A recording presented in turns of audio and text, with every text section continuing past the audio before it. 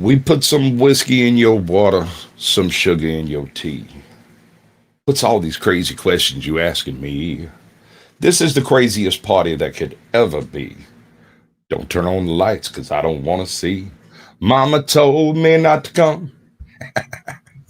What are the humans doing?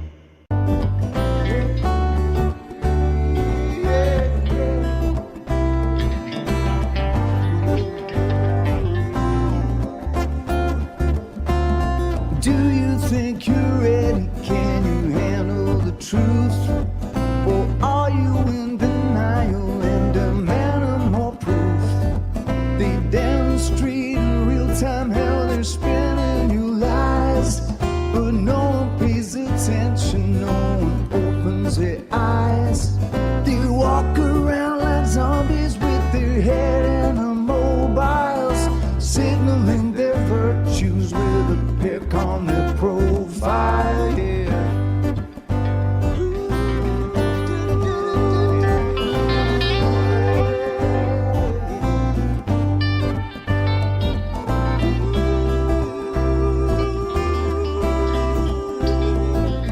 Signaling their virtues with a pick on their profile. So if you think you're ready, you don't need more proof. Conspiracy deniers are denying the truth. They fabricate our problems and pretend to provide the best solution, but we all know they lied. They lied about the weapons and they lied about health. They lied about the fact that they're transferring the wealth. You should really notice how they're pushing the fear. Keep everybody terrified and not thinking clear. Yeah. Everybody's not thinking clear. Keep everybody terrified. Yeah, thinking not thinking. Keep everybody terrified and not thinking clear. When you do, you realize that this is their trick. It's getting really stupid now, they're taking the mick. Said, do you think you're ready? Can you handle the truth? Or are you in denial and demanding more proof? They demonstrate in real time how they're spinning you lies, but no one pays attention, no one opens their eyes.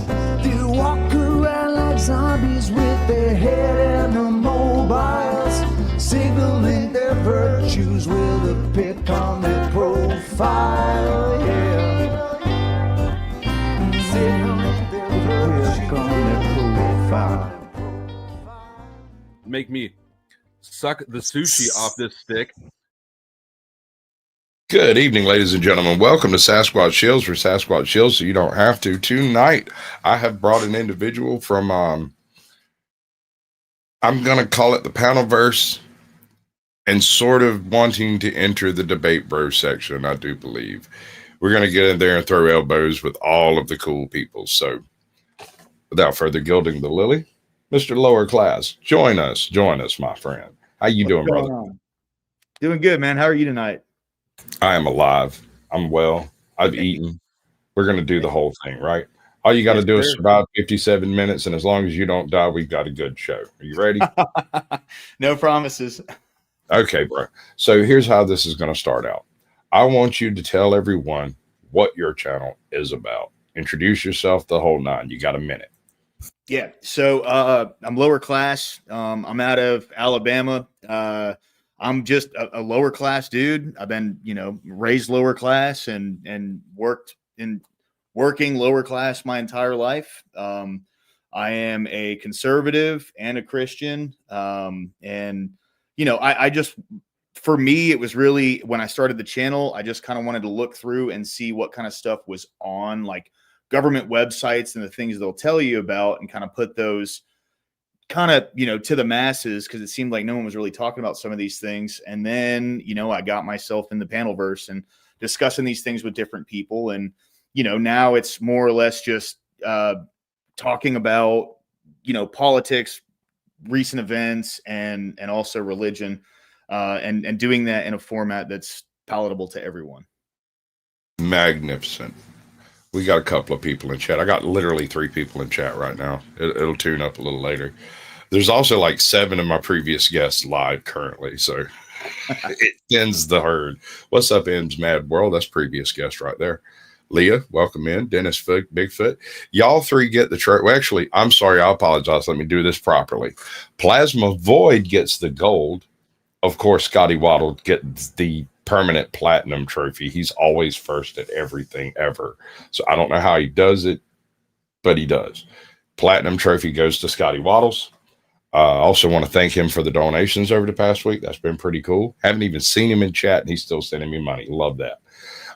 We got Dennis Bigfoot gets the bronze, and Leah gets the Dennis Bigfoot gets the silver. Leah gets the bronze. I swear to God, you don't count. You're the guest tonight. Okay.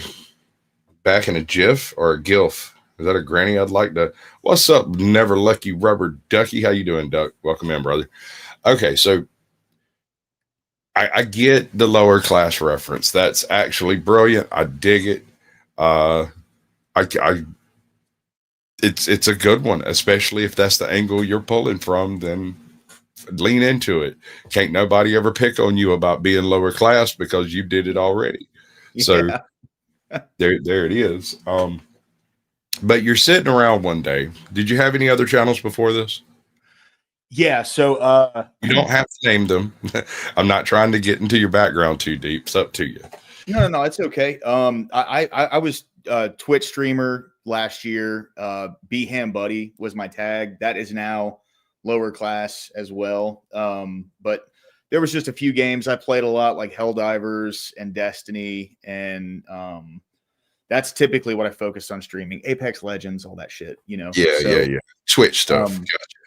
Right. But I never really talked about, anything like this. And there's just been a few evolutions over time. And, now I've gotten to kind of where I'm at today. So, just like everybody else has me as a producer, I have her as a producer.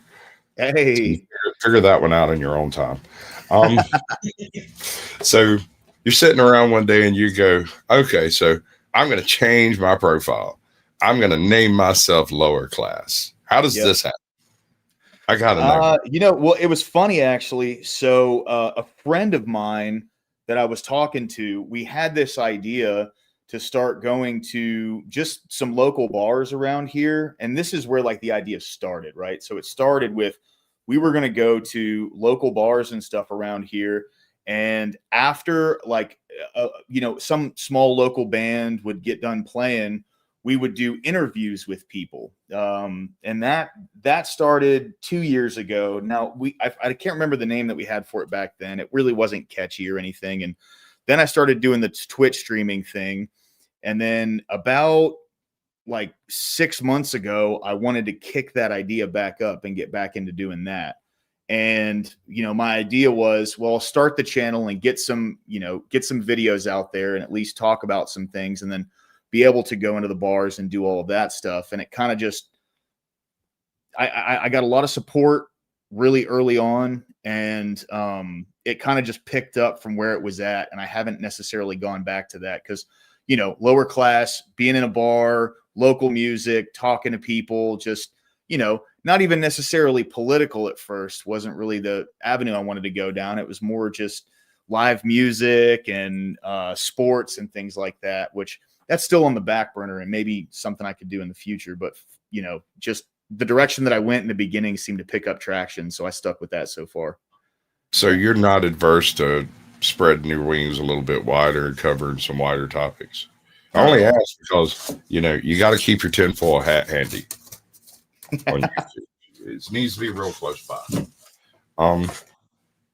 So how deep into the politics are you willing to jump to make this happen? Well, I on my own channel, I haven't broken TOS, but I play really fast and loose with it. I go into topics that a lot of people aren't necessarily in favor for, but it seems like, you know, the community that I have a really like, there's about 20 guys that come into my stream pretty consistently, and they're all really supportive, and we talk about these things. And, you know, especially in chat, I go deep, especially with history, right? Oh, it's so deep. I love history. Captain Curmudgeon's, I believe his degree is in American history. Oh, wow. Or maybe 20th century history, something like that. I can't remember. That's where a lot of the important stuff happened, actually. It's weird because I am conversationally versed in everything that took place before 1976. I'm completely just a moron after 1976. And there's a very simple reason why. I owned a 1976 World Book Encyclopedia set, the entire set. And when I was growing up, I read the damn thing. Yeah. Almost all of it, if not all of it. I may have read all of it, probably a couple of times. And so I'm conversational on most topics, you know. It's not a new concept. I've read about all that stuff. And so when I say I've read about all that stuff, I'm not joking. I'm dead serious. I read about all that stuff. Yeah. So are you wanting to do the debate circuit type thing? Are you wanting to like go to debate con and go up against or team up with folks like Andrew Wilson? Well, I've thought about it. You've been on the Raging Tomato, right? Not as like, I've been on a panel. Okay, that's fine. No. You got to get your foot through the door some kind of how. She doesn't I know it says open panel, but you come in there for snickered and not be funny, and your ass will not get back in. Oh, right. 100%. She lets me up there. She's actually, I think like if I'm not mistaken, one of the more popular videos, and when I say popular, I don't necessarily mean views, but like I had a video that was going around all over the place. She let me do like a live commentary of a debate that she had on there, and that turned into a whole fucking thing, you know? Dude, she's great. She's really good at what she does.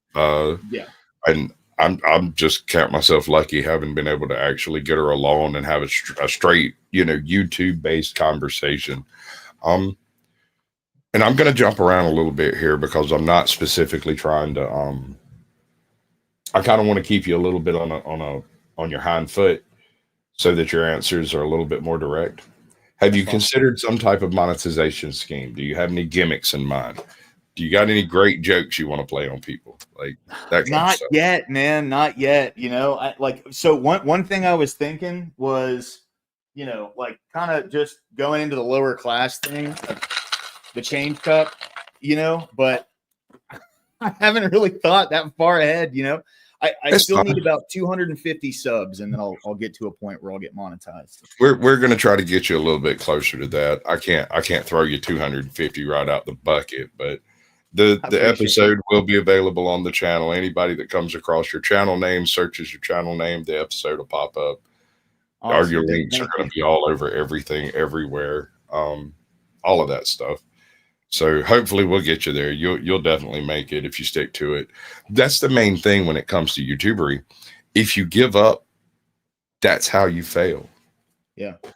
You know, just and far be it from me to tell someone not to stream drunk, because I am slightly infamous for doing exactly that. But consider this: people pay me to drink.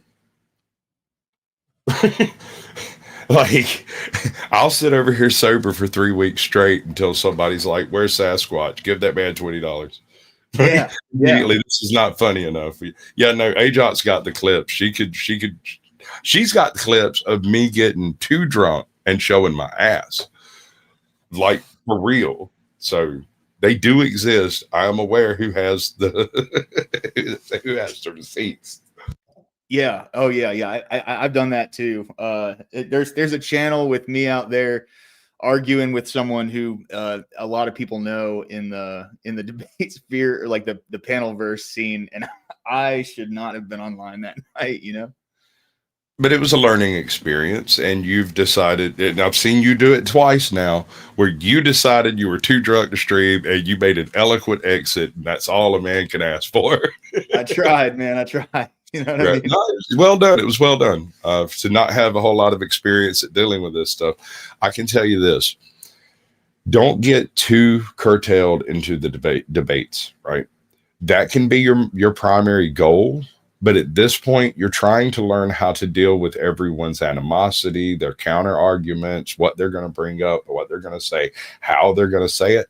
I got one previous guest, ATL Transparency News. The man sounds like he's about to burst a blood vessel every time he speaks. He sounds really, really, really angry, like really mad. But no. I went and visited him. I went and met his wife, his kids, beautiful family, beautiful house, totally nice guy. He just sounds like he's angry. Yeah. Yeah. You know, learn to deal with all that. I have had some of my best times online, honestly, not even like having a serious conversation, just spitballing. Everyone's laughing, everyone's having a good time, you know. So I haven't even like left out the concept of just doing this to shoot the shit with some folks, you know. Well, there's going to be a lot of that. You have to do a lot of that type of stuff because you have to make an impression, something of a splash, before you start getting invited to some of the trashier debate areas, right? Yeah. And then you have to go get your lumps. Robert Heinlein referred to it as catching your lumps. You got to go take your lumps. You got to get sore. You got to get beat up. You have to be verbally suplexed a few times before you learn not to fall for that silliness. And eventually you'll come out the other end a polished orator. Okay, so you first started your channel to do gaming and decided to become somewhat political and or to take on a political stance and discuss your religion. Yeah. And I'm assuming those two are inextricably linked to one another. Well, you know, funny enough, when I started this channel, like, so this video is from my old Twitch channel, and I was not a Christian when I did this video. This was just from last year. Oh, well, that's a perfect time for one of my gimmicks because I am a YouTube paleontologist. You don't want cars? Yes, I'm a paleontologist. Oh, it's okay. There's dynamite in this bag too. I am a paleontologist. I'm a paleontologist. Paleontologists study really old stuff. Like crackers. Because bad movies are funny. Right? So we're doing a little bit of YouTube paleontology here and digging to the base of your channel. Was there a particular event that triggered you? Was there something that was like, that's it, I've got to speak out? Or was it just a slow growing need? So, you know, I'll be honest. My biggest influence when it came to like actually wanting to get online and talk about politics was a channel called Normal America with Rob Noor. And he just, it wasn't even necessarily that I wanted to get online and debate, but it was just, there's things I feel very passionate about. And funny enough, okay, so most of my friends, like in my real life, are all left wingers. I'm like the black sheep right wing guy that we're all friends with. So I know like a lot of people online who have a political thing are very serious, and they think that, you know, the other side is. I live in Alabama, so most of the Democrats here are pretty moderate, at least the ones that I've met, right?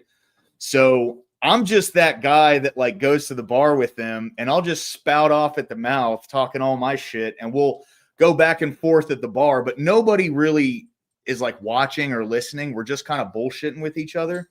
And there's just some things that I feel really impassioned about, right? That I don't see either people talking about, or there's people that don't even know these kind of things. And I'm not like some enlightened guy. I just, you know, I get fucked up and I'd pull some shit up and I'd read it and I'd go, whoa, you know what I mean? So it got to the thing where I saw Rob Nord doing it and the way that he does it, and I wanted it. It inspired me to, like, you know, maybe this fucking, you know, dirtbag trailer trash retard can get online and start spouting my own beliefs, and maybe people will listen. And so far people have. It's been cool. So, you know. Absolutely. I like Rob Noor. Personally, he's a little abrasive and more aggressive than I would be myself, but I think it's part of that Southern gentleman thing. I don't go in that hard. I don't care enough to be that annoyed by something, I guess. Or maybe that's just the way he talks, and he's like that. I've been on panel with him a few times. I've talked to him a couple of times. I just don't have very many things I specifically disagree with him on. Yeah, right. Can you imagine sitting across the breakfast table with that guy at fucking 5:30 in the morning, get ready to go fishing or whatever? I just can't imagine what the breakfast conversation would be like.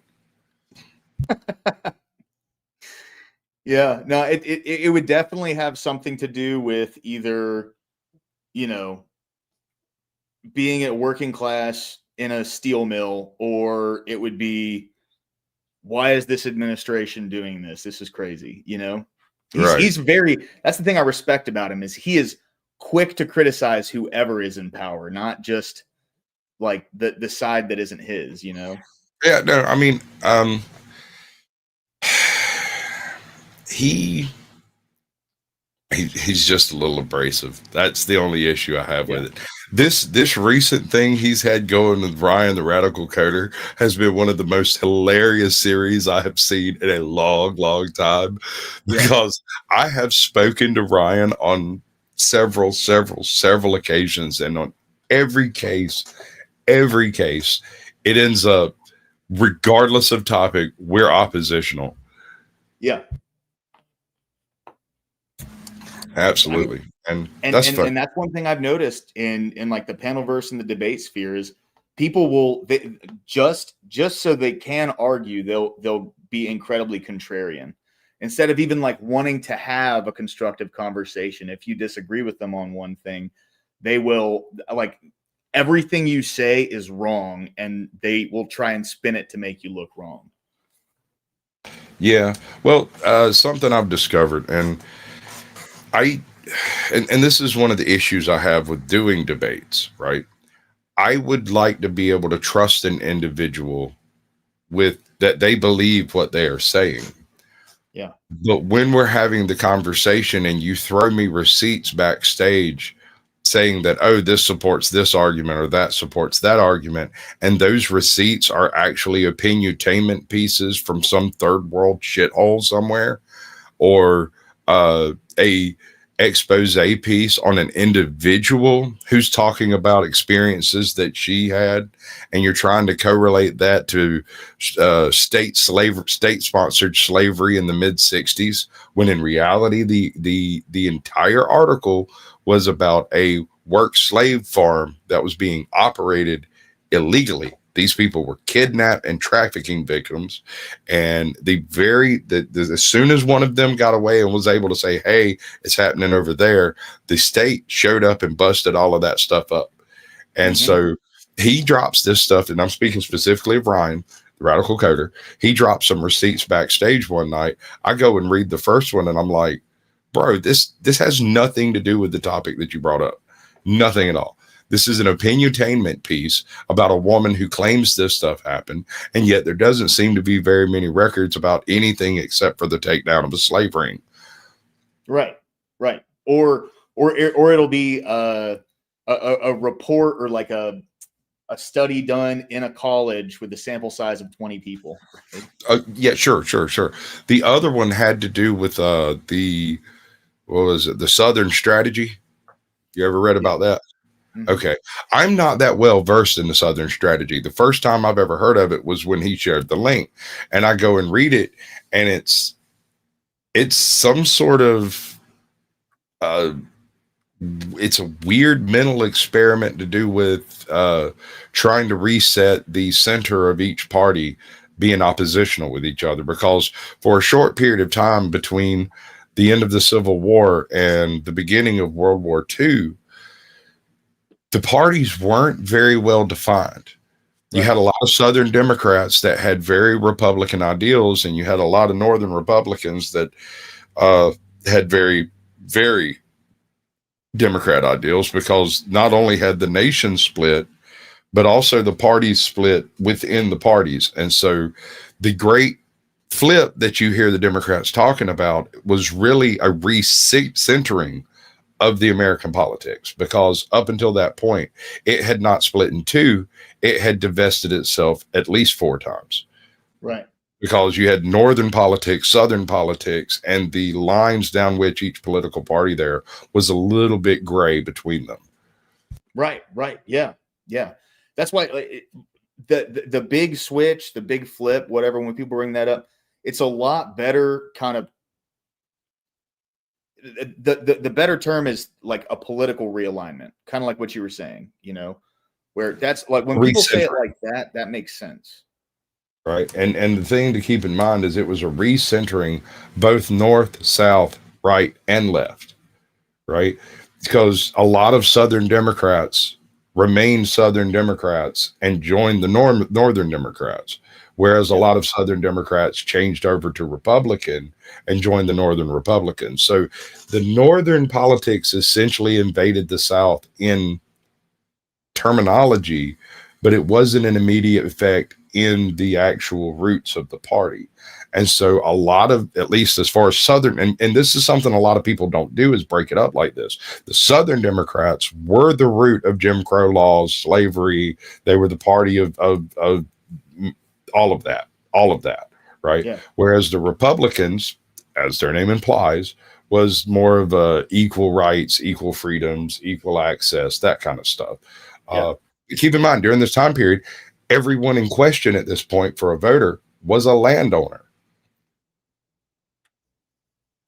So when you remove the landowning necessity to voting, you open up voting to millions of people, and maybe 2/3 of those, no, not 2/3, maybe, I don't know, 4/10 or fucking almost half of those people would have previously been slaves actively at that point in time, like had been born in slavery and now have the emancipation to vote, and yet have no idea about anything. And what I read from the article he shared was the Southern strategy was a mechanism by which Republicans tried to annex out a handful of Democrat districts through basically propaganda, but the Democrats did almost exactly the same thing, but aimed it more towards the slaves than they did the actual landowners and voting people of the time.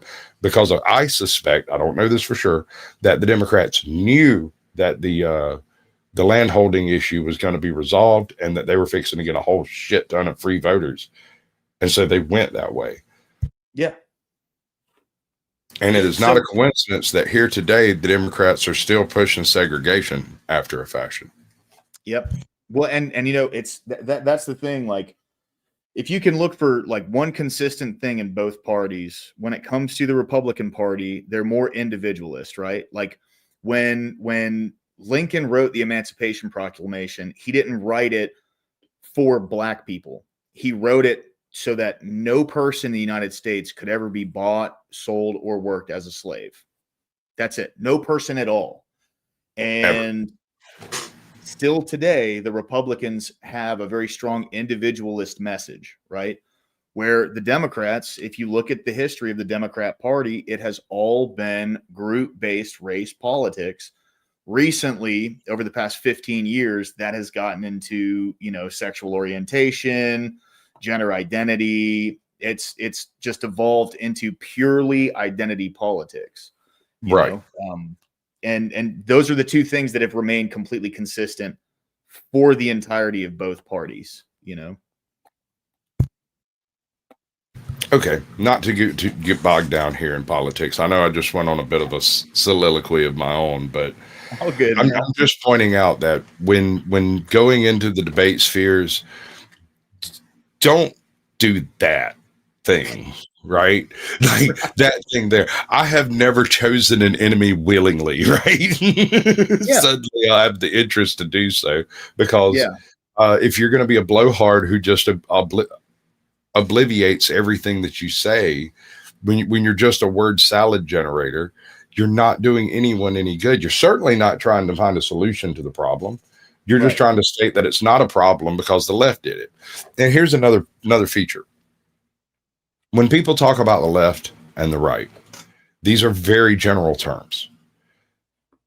When you speak about the left, there are two groups of people on the left. They're the people who are perfectly ordinary, law-abiding Americans who are out there going to work every morning. They come home every afternoon and they watch NBC before they go to bed, and they leave it on while they're sleeping. And they wake up super indoctrinated, and they just believe that shit. I'm not sure it's their fault. Then you have the progressive radical left. Those people are a different breed. They can, I'm not saying all, I'm saying they can be violent. They can be very difficult to talk to. Have you come across Melanie Fox yet? Okay. So, and I rarely drop names on stuff like this, but this is me warning you. Your courtesy, your niceness, your willingness to have the discussion is the stepping stone she will use to stomp on your name. She will take everything you're willing to give and then take a big fat pile and steaming crap right in the middle of your panel. So I'm not saying block her. I'm not saying don't engage, because there is entertainment and there is something to be gained with engaging even with an ingenuous person. Yeah. Or disingenuous person. So I'm just saying you got to take the good with the bad, and you got to take the bad first in almost every case. So just keep that in mind. She's not the only one, but you'll recognize a pattern as you go through this. If you woke up tomorrow, let's say tonight you film me a joke and you upload a short on your channel and it's a joke. Just whatever joke you've heard in a bar that made you giggle like 2 months later when you thought about it. I want you to film a short, just look in the camera, give me a big shit-eating grin, show me all your toofuses, give me a crazy Joker type grin. Like the camera really likes that. Algorithm digs that. That's the one. We'll do that. And tell me a joke, and you wake up tomorrow and you've got 500 million views on that joke and you just picked up 500,000 subscribers overnight. What changes? I'd probably get banned from YouTube. You're correct, but before that, I mean, I would, the first thing I would do is I would go live, and I would pray and I would thank God, that God hurt my knee when He did and inspired me to start streaming. That's really what it comes down to, man. Because I don't like with this streaming stuff, right? I constantly thank my community over on my channel. I constantly thank them because it's like they're the ones that help make the channel, and it's I give a lot of glory to God. That's what my higher power is. That's what I believe is truth. And I don't know, man. I mean, if overnight I had gotten to a point where I could fully be monetized by YouTube, I would do this every day. I love streaming. I love it. I wish I could spend more time doing it. I have to work I'm a bartender at night, so I work a full-time job, and then I have to plan my stream around that. But that's what I would do. I mean, I would immediately go full-time streaming at that point. absolutely cool. Okay, cool. So you wake up tomorrow, you got 500,000 subscribers, 30,000 people in chat, and you're going to stream. What's it going to be? You're playing a game? Doing 30,000 people in chat. Right? It's a little scary, isn't it? Well, so I I have two different like little segments that I do on my channel. One's called God and Country, and that is just starting out with like, current events, politics, stuff like that. And then the second half is a Bible study. And then I have the Watershed, that's literally just like anything goes, right? It's like open discussion. Earlier today, I was trying to game stream, but I guess I don't have the computer for that right now. So, it didn't work out the way I wanted it to, but it is what it is. You know what I mean? But, I would just keep doing what I'm doing, because it seems like if it ain't broke, don't fix it. Right. And I love what I do. I only have these two segments. Maybe I could start doing some like non-political. I was thinking about doing something, like all sports, all someone in my chat said I'd become middle class. Oh, wow. Yeah, no, that's pretty good. But yeah. But okay, so you would expand your channel a little bit. You'd actually dedicate some time to it.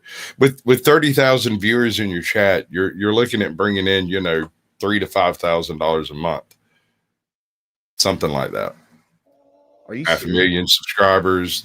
Yeah, I mean that's short. That's being very conservative on, assuming that you're an interesting person who keeps those viewers most of the time.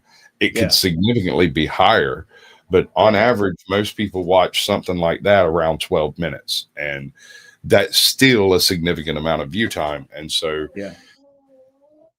that's the kind of thing that I have not had to deal with myself, but I have seen at least two channels transition from just doing it because it's fun to doing it because it can buy you some horses, right? Yeah. Because it put a roof on their house, that kind of stuff. Yeah. And it's kind of a weird transition. You have to do all of the monetization things. You have to go through and make sure all of your stuff is TOS approved and AdSense approved and Google approved and all of that stuff. But that's the price to play the game, is what it comes down to. Right. That's the scary thing to me, because right now I play fast and loose with TOS. I haven't broken it, but man, I spread my wings, let me tell you. So yeah, and there's nothing wrong with that.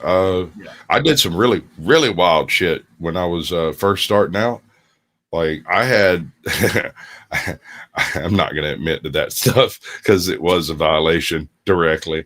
But half of it's still up available on my channel, and I'm quietly sitting over here waiting for strikes incoming, because it happened. It was there. It was a live stream. Those things occurred. Sorry if you hear my dog back here. He's snoring. I have a pug. Bro, I once interviewed a guy while he was sitting outside of a pig farm. Right on. In his car. Like, you're good. You're real good. Cool. So there's a few bits of advice I want to hand you. And I know I didn't explain everything that I do as far as how Sasquatch Shills work. Whenever this is done, we got about another 20 minutes.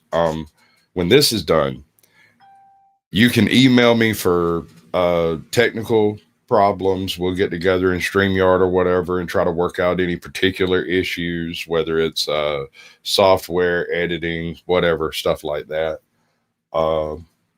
Just general questions about topics and shit like that. I'm not saying I'm going to step in and change what it is you do, because I don't want to do that. I want you to make more, better content. I want you to improve as a YouTuber. And the old saying that it takes 10,000 hours to become a master at any craft is why I do all the things that I do the way I do them. I've learned a lot, and it doesn't always strike me immediately that you need to know this or that or this other thing over here. Like, best advice I can give you for a channel: do shorts. Doesn't really matter whether they do well or not. YouTube wants you to do shorts, and they want you to do 1 or 2 a day. They would like for you to do 3 a day. Yeah. And if you do more than that, you do kind of take a hit, but one of those extra shorts that you do might be the one that goes big and gets you a bunch of subscribers. It can be a fast track towards monetization, but keep in mind, shorts viewers don't watch live streams. Really? I have 5,000 subscribers. Most of those are from shorts that I did when I started my channel. Before I ever realized that I wanted to do any type of live streaming, I'd never been on a panel. I had only watched a few of them, and I wasn't really interested in that stuff. And I purchased a kit to do streaming so I could record stuff, and my microphone that I bought at the time would not work in OBS, but it did work in StreamYard. I never figured out why. I had to replace the mic with a decent microphone. And if you need a better microphone, this is a HyperX Quadcast. And here's the most genius part of it. I can mute it. Yep. I got the Duocast. Oh, that's sweet, bro. That's good stuff. That's good stuff. Yeah, no, HyperX is excellent for this time of stuff. Yeah, they're amazing, man. They're great. And the reason I love it is I push it over there off frame. Nobody ever knows it's there. And I can still do all of my silly voices. Sometimes I can't see. I say, boy, I cannot do Foghorn Leghorn without projecting my voice. Exactly. Yeah. I can do that from over here, or I can step in and do something a little bit more close, personal. Maybe come over and cuddle with your beard and get friendly. Okay, so you're a bartender, right? Yeah. We're gonna change gears here pretty quick. How long have you been a bartender? So I've been jumped back between serving and bartending for about 15 years now. Excellent. So I'm gonna ask you a question. Let's say you come across this young man. He's been married about 5 years. He's having problems of a dead bedroom, and he comes to you. You're just some dude sitting in a freaking bistro somewhere eating your mud bug sandwich or whatever, and got you a po' boy, and he turns and looks at you standing in line and goes, "What am I supposed to do?" I mean, ... the whole dead bedroom syndrome. Yeah. You tell him, A, go talk to a priest, B, go talk to a psychologist, or C, go talk to a bartender.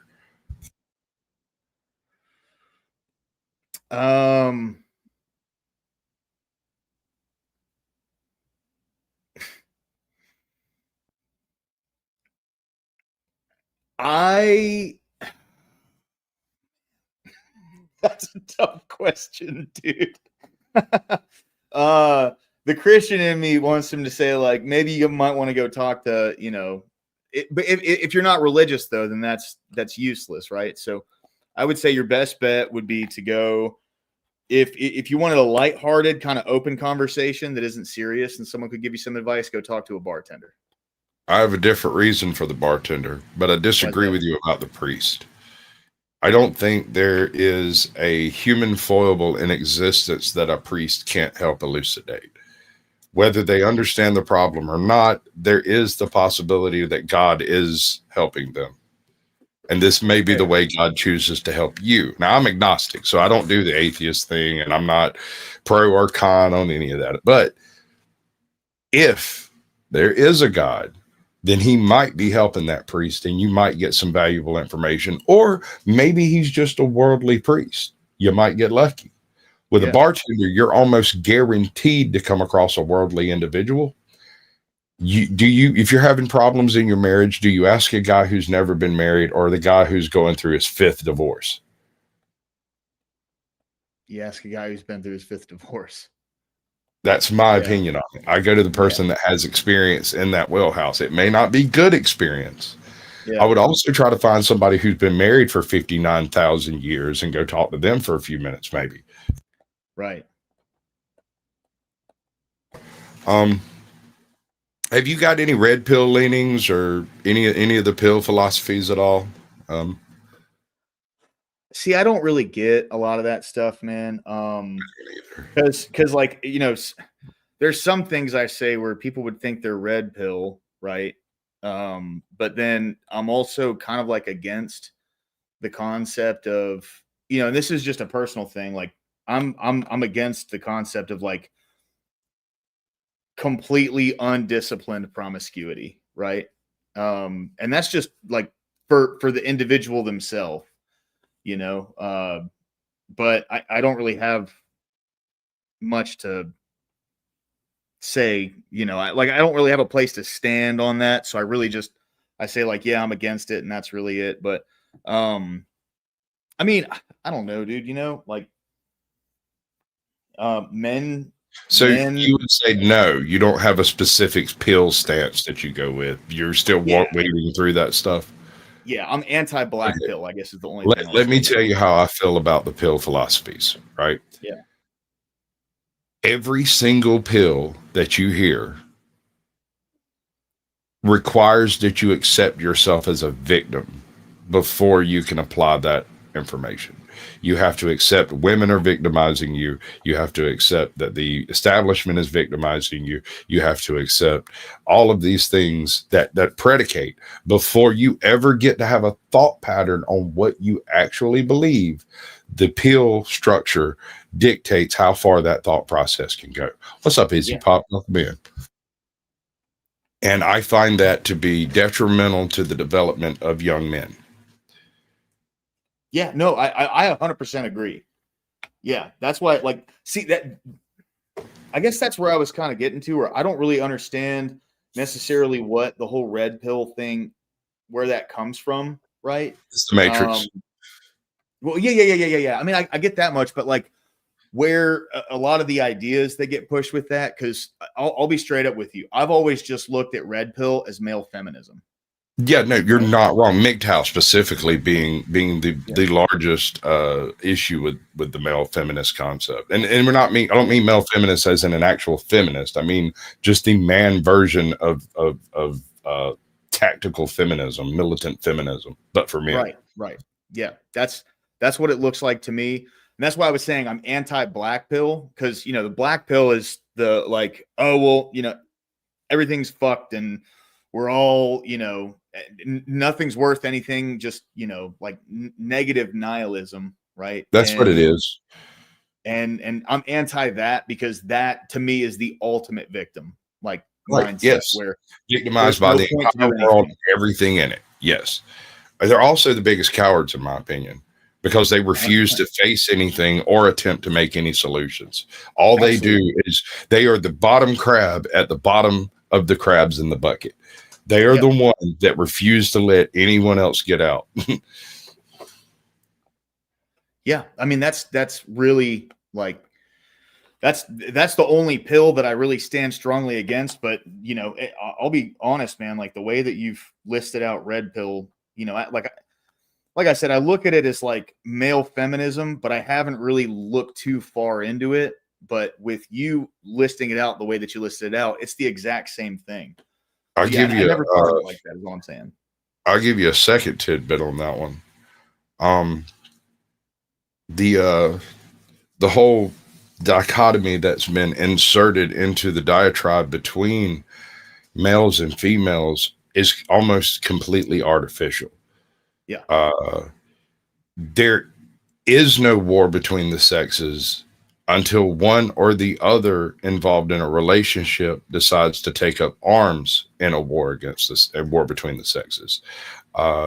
There is no environment where women are being actively oppressed because men don't like women. Most of the time, in my experience, being in the workforce, working on steel buildings, working on high rises, working in various construction fields, the reason they're against women in the business is because the business is very dangerous. And if you have a woman working out there climbing steel with a bunch of men, and she's 97 pounds lighter than the second head, the next biggest person on the crew, and she's demanding to do what everyone else does, when a 2-ton piece of angle iron comes through that she's supposed to link up with a spud wrench, she has to be 3 times better than the men that do that job. And it's because they can put their hand on it and guide it in using weight and not throwing themselves off balance. Whereas anything she does to touch it could be the last thing that she does and she's flying. And I only bring that specific point up because I witnessed that specific occurrence, and I was like, that sealed it for me. This is why women aren't doing this specific job, because all she did was that beam never moved. It never responded to her weight. She tried to lean over and shove on it, and instead of it shoving, it dislodged her feet from where she was set, and she was swinging. She went for a trip. Now, she was fine because safety and all of that, but that required us to stop the pick, drop the lift. That was almost a 45-minute reset to get that piece of steel back to that location. That should never have happened. I mean, me and the rest of the crew, we did it 72 times before we had to do a repick. And she would come up and take, because we rotate out. It's a 4-man crew, and you try to keep everybody fresh and not tired, and you don't send no one person up more often than the others. Because of that, she got her turn, and every second or third time she'd have a turn. And she'd been doing this job for 2 years. It wasn't that she didn't know what to do. She just really wasn't heavy enough to do it. Although most of the time it worked fine on 99% of the things. It was just this one thing she was not heavy enough to accomplish. Yeah. And she got lucky, man. I mean, no. I mean, yes and no. She was lucky because she was with a crew that, kept safety at the forefront, regardless of anything else. Right. And this is another aspect of it. When you have a woman like that on the crew, all the men on the crew are double checking everything she does. And it's not because they don't trust her to do it. It's because they don't want to be on a crew that killed a woman. Right. Fair. Yeah. And there's nothing else about it. It's nothing wrong, inappropriate. They're not being sexist. They're just trying to keep you safe, and they want to be offended by it. And God damn it, I wish they would come and double check my shit, because I've almost fell my ass out of a 34 fucking building. Got lucky and it hooked on something before I went off the edge, and I was like, that's crazy. Shit happens, and that's just one of the things that they view as being misogynistic. That is we're just trying to keep you safe, girl. Ain't nothing ain't no hate involved. Ain't nothing wrong with it. We do the same thing with the guy if he wasn't big enough to clobber my ass. Yeah. I've never worked in like extreme conditions like that, going up onto buildings or, really anything like dangerous at all. But from an outsider's perspective, it looks like that's, that would be the utmost priority, is just maintaining safety for everyone involved. For everyone. And you can't blame men for, trying to keep the little lady safe. And as misogynistic as that sounds, it's not even a conscious thought to them. Right. I did the same thing. It didn't even cross my mind not to do it. Like right before she'd hook up and climb a beam, I'd walk over, tick, tick, pep, pep, pep, pep, slap her on the back just like I did everyone else. Slap each piece. You're safe, safe, safe, safe, safe, go. And she thought that was like absolutely atrocious. Like, how dare you touch me? And she saw me do it 100 times on 15 different guys. Walk up this point, that point, that point. Look, this one's loose. Can't have that, dude. That's your lifeline to the world. You're dead. You see that? You're dead. And chew them out about it. Get me chewed out by the next guy in line who just checked me out and I did it wrong. She didn't see none of it. Well, if someone does it wrong, if someone double checks you and they miss that, and I'm even if I screwed it up, I'm dead. Yes, you don't get to bitch at me. You don't get to bitch at me once I actually am dead. I can't correct you. I can't fix it. I can't help the next guy. I have, and what do? 3 of the people that are on a crew, when you lose a guy like that, if you say it's a crew of 10 people, 3 people never work in that field again. Right. 2 people work in that field for another couple of months and then quit and never work in that field again. So, and the same's true with electricians, with farmers on a damn tractor. It's exactly the same. It's just an inbuilt protect the women and children first. That building caught on fire and she was running downstairs. As she's running, there's a decent chance the guys will literally step out of her way as she goes by, and they're wrestling their ways down the stairs. It's wild. And until you see something like that take place, you don't realize how ingrained it is. When a crane starts tipping and there's 10 people to get out of this fucking space because it's going to kill us all when it comes down, there's going to be a last person leaving. Yeah. And when your response, you see 5 guys grab the little lady and toss her to the next guy, who tosses her to the next guy, who tosses her out the hole.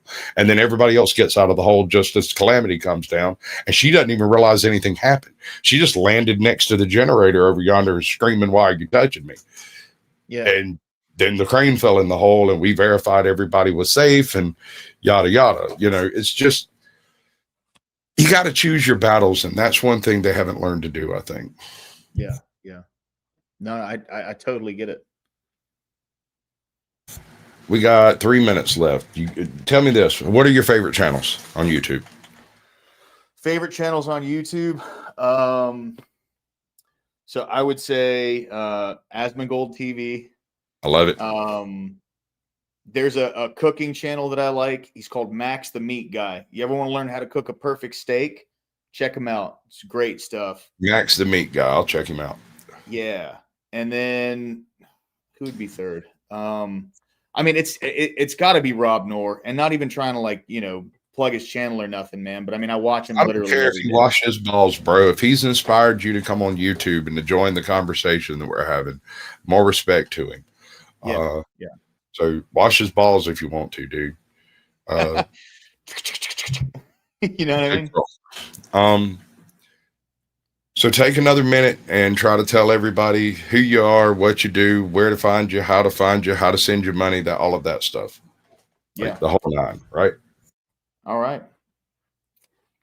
Come on. Yeah. I'm lower class. Like I said, I'm a lower class dude doing lower class content. I like to talk politics and religion.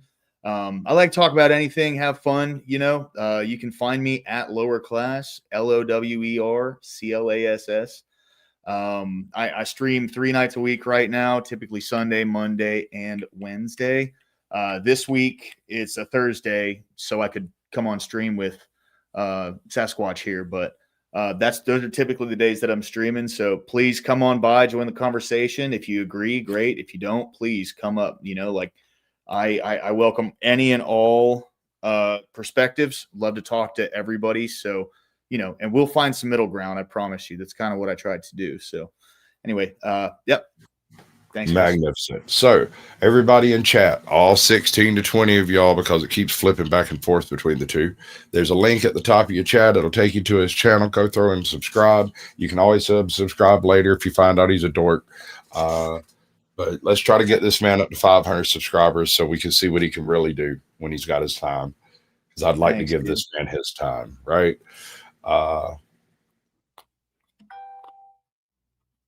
That's it. 57 minutes, bro. Congratulations. You did a show. That's fun, dude. Anything hurt? Are you injured in any way? Do I need to come like kiss your boo-boos or anything? Oh, no, not at all, man. That was fantastic. It was a great conversation with you, brother. All right, I'm gonna drop you backstage. We're gonna do a transition into the after dark. I'm gonna say some things, play some music, and when we come back, things are gonna be a little different. Some people are gonna join us, and perhaps we'll go into some kind of a shit show. But keep in mind, everybody, this is our guest tonight. He has immunity. You can't buy him down. So whatever happens from this point, it's on me. Right? You can pay to buy me down. It just won't do anything.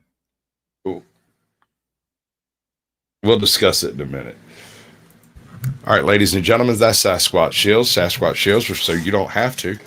Go check out Lower Class. He does stuff. He says things. I've seen him get a little controversial. He thinks he's going hard in the paint. I don't have any reason to disabuse him of that idea, but I can show him where the paint's at, and we're going to have a real big old time here in just a minute over at the After Dark. I am drinking tonight, and no one has paid me to. So we'll see if we can try to change that part of the evening, because somebody's got to buy my rum, right? But just remember, I love every single one of you. Each and every one of you like a brother and a sister.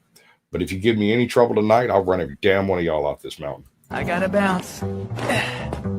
Thanks a lot for proving just how ugly and immature you are. It's been real. And just so you know, I don't really care about your problems. Love you. 3, 2, 1. And here we go. On my own, here we go. If you're looking for the guilty, you need only look into a mirror. The communists declare. That's good enough. All right, we've transferred. Transitions have happened. There you are. M, you're gonna have to try again. Your device never actually connected. It would pop up, and like right before you drop down, your avatar would show up, and then you drop. So give it another try. She got in long enough to link her channel, so we're streaming to her channel now, I think. Oh, Or yours. hold on. Wait. What am I doing? You don't have to do anything. Oh. The surroundings. Usually I do like a 3-minute transition, but and Barbie Sasquatch is back again, and hopefully she'll get her shit together and her shit will actually work. So at this point, we are in what we call the After Dark. If you've got any questions for me, for the chat, for freaking about algorithms or technical issues, problems, if you need personal fucking advice, I mean, this is kind of where it happens. And every now and then I'm going to throw a toast up and I'm going to have a drink, and then it's going to get a little bit crazy. And then I'm going to go over to Dusty's if he goes live later and tell him what I think about stuff, which usually ends in him laughing so hard he's got tears in his eyes. Yeah. So, Yeah. I've gone over there and told him what I think about stuff too. yeah, no, I don't blame him, man. He loves it. Yeah, no, dude, I love Dusty. Like you're an idiot in the middle of it. He's like, that is the stupidest shit I've ever heard. But go ahead. All right, bro. Damn, tell me what you really think. But that's why I respect him. Like one of the very first suggestions I tried to give him about doing something, and I really want him to do this thing, right? And I pitch it about every 6 months, waiting for it to soak in and become his own idea, right? Yeah. I want him to go hijack some of Glenn Lawrence's male motivational speaking, take the transcript, and get him a smoking suit with like a leisure suit type of thing, and a cigar, and some big like Ray-Ban glasses, and grow his beard mustache out into a set of handlebars down. And maybe we'll do a voiceover or something, and we could do like the Sam Elliott approach. And when you're a man growing up in the world, it can be difficult to find a good place to start. You need Dusty leading the way. Do the whole male guru thing, but then never say a word about it on the rest of the channel. Absolutely. Yeah. He has never responded to one of those suggestions. He literally just pretends like it never happened. He would just move on. All right, I see you. You good, girl? No, you're not. Your sound is absolute ass. We'll get back to her in just a minute. Hold up. Did you fix it? I have no idea what's going on over there, but it's terrible. You got everything set up proper as far as I can tell. Wave at me when you get ready. So the way I view YouTube is much like a carnival game. It's like not just a carnival game, but the entire carnival. Yeah. Think about it. Why do you go to a carnival? You don't go there to win anything, do you? Not really. The best you'll get out of it is entertainment, and you're going to be missing $40. I give a fuck what you do. Right. Yeah. And you're going to meet some folks, and, That's why you go to a carnival, really. Yeah. You meet people that are at the carnival, and you also meet the carnies. You ever been to a carnival and heard some dude walking down going, step right up, we got your biggest big head fellow over here. He's a geek. He eats glass, he eats chickens, he eats this, he eats that. He'll eat you if you sit still long enough. That guy is called a barker, and that is the basest, most normal type of shill there is. Are you working? Yeah. There you go, girl. I bet the sound is me. It's me. Yeah. It's me that sounds like ass. Oh, no. A while ago, your microphone wasn't picking anything up. Yeah, because I was connected to my Bluetooth and I forgot. So you were literally on the other side of the room. Barbie, actually, this is M's Mad World with her other aliases. Barbie Sasquatch being one of them. This is Lowerclass. Very good show, by the way. How are you doing? I loved it. Thank you. I don't always agree. I mean, I probably don't always agree with because he said, he's agnostic. I'm hermetic. May not always agree on everything that you say or whatever, but we always find some sort of common ground. And the way you put it there at the end, yeah. Well, I'm not one of those conversionist Christians, right? So for me, the whole reason that I ended up like starting to read the Bible and go to church and stuff is because it's just kind of like the values that I hold. And I feel like that's where I would find like-minded individuals, potentially a wife who, would want to live that life with me. Right. And I have advice for you on that. What's that? And this is what I tell every single red pillar that comes around. Every time I come across one of these young men who are very angry and very confused and very upset with the way things are, I tell them, take a step back, rethink your approach. You're not going to find your wife at a club. She's not going to be twerking on probably. I mean, it's possible. Hashtag not all. She's not going to be twerking on a table. You're not going to take those people seriously. On the very surface of it, you are very unlikely to meet your wife in a club. Yeah. Not the wife that you keep, the one that you want, having to hold the cleaving, the whole nine, right? You're going to find your wife somewhere else in your life. And so what I tell people to do, there is some hobby that you have. There is something that you do that you don't tell nobody about. You're not necessarily embarrassed. It's just nobody else's business. Go do that with people in public. Go to the convention, go to the meeting, go to church, go to the sewing circle, whatever it is that you do that you don't tell nobody about, go do it with other people that do it and don't tell people about it. And it won't be one of the people you meet there probably, but they'll have a sister who's kind of into it and a cousin and so, and it'll be a domino effect that happens. The next thing you know, you've got your 3 kids and a dog and white picket fence outside. And you're like, how'd that happen? He's not lying. Like, I got a sister who just got out of prison. I seriously doubt she's looking for love or anything. I'm being dead ass too. But I doubt she just went and got a snake. That's what she did. That's the first thing she did. She went and got a place. She went and got a job. She went and got a snake. And I went and got out of the nut house. And I was like, this is nice. This is where we are. Yeah. Snakes are cool, but like other people's snakes are cool for me. Exactly. Exactly.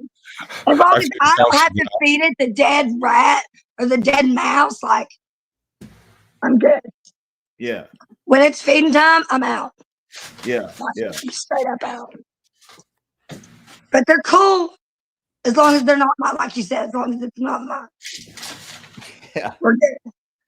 If it can't get out of that cage into my house. So I feel lame. I'm like, you got a snake and I got a dog. Right. We're not the same. Right. We're not the same. I had a buddy of mine who had a rosy tarantula, right? One of those hair flickers, right? And he had three different kinds.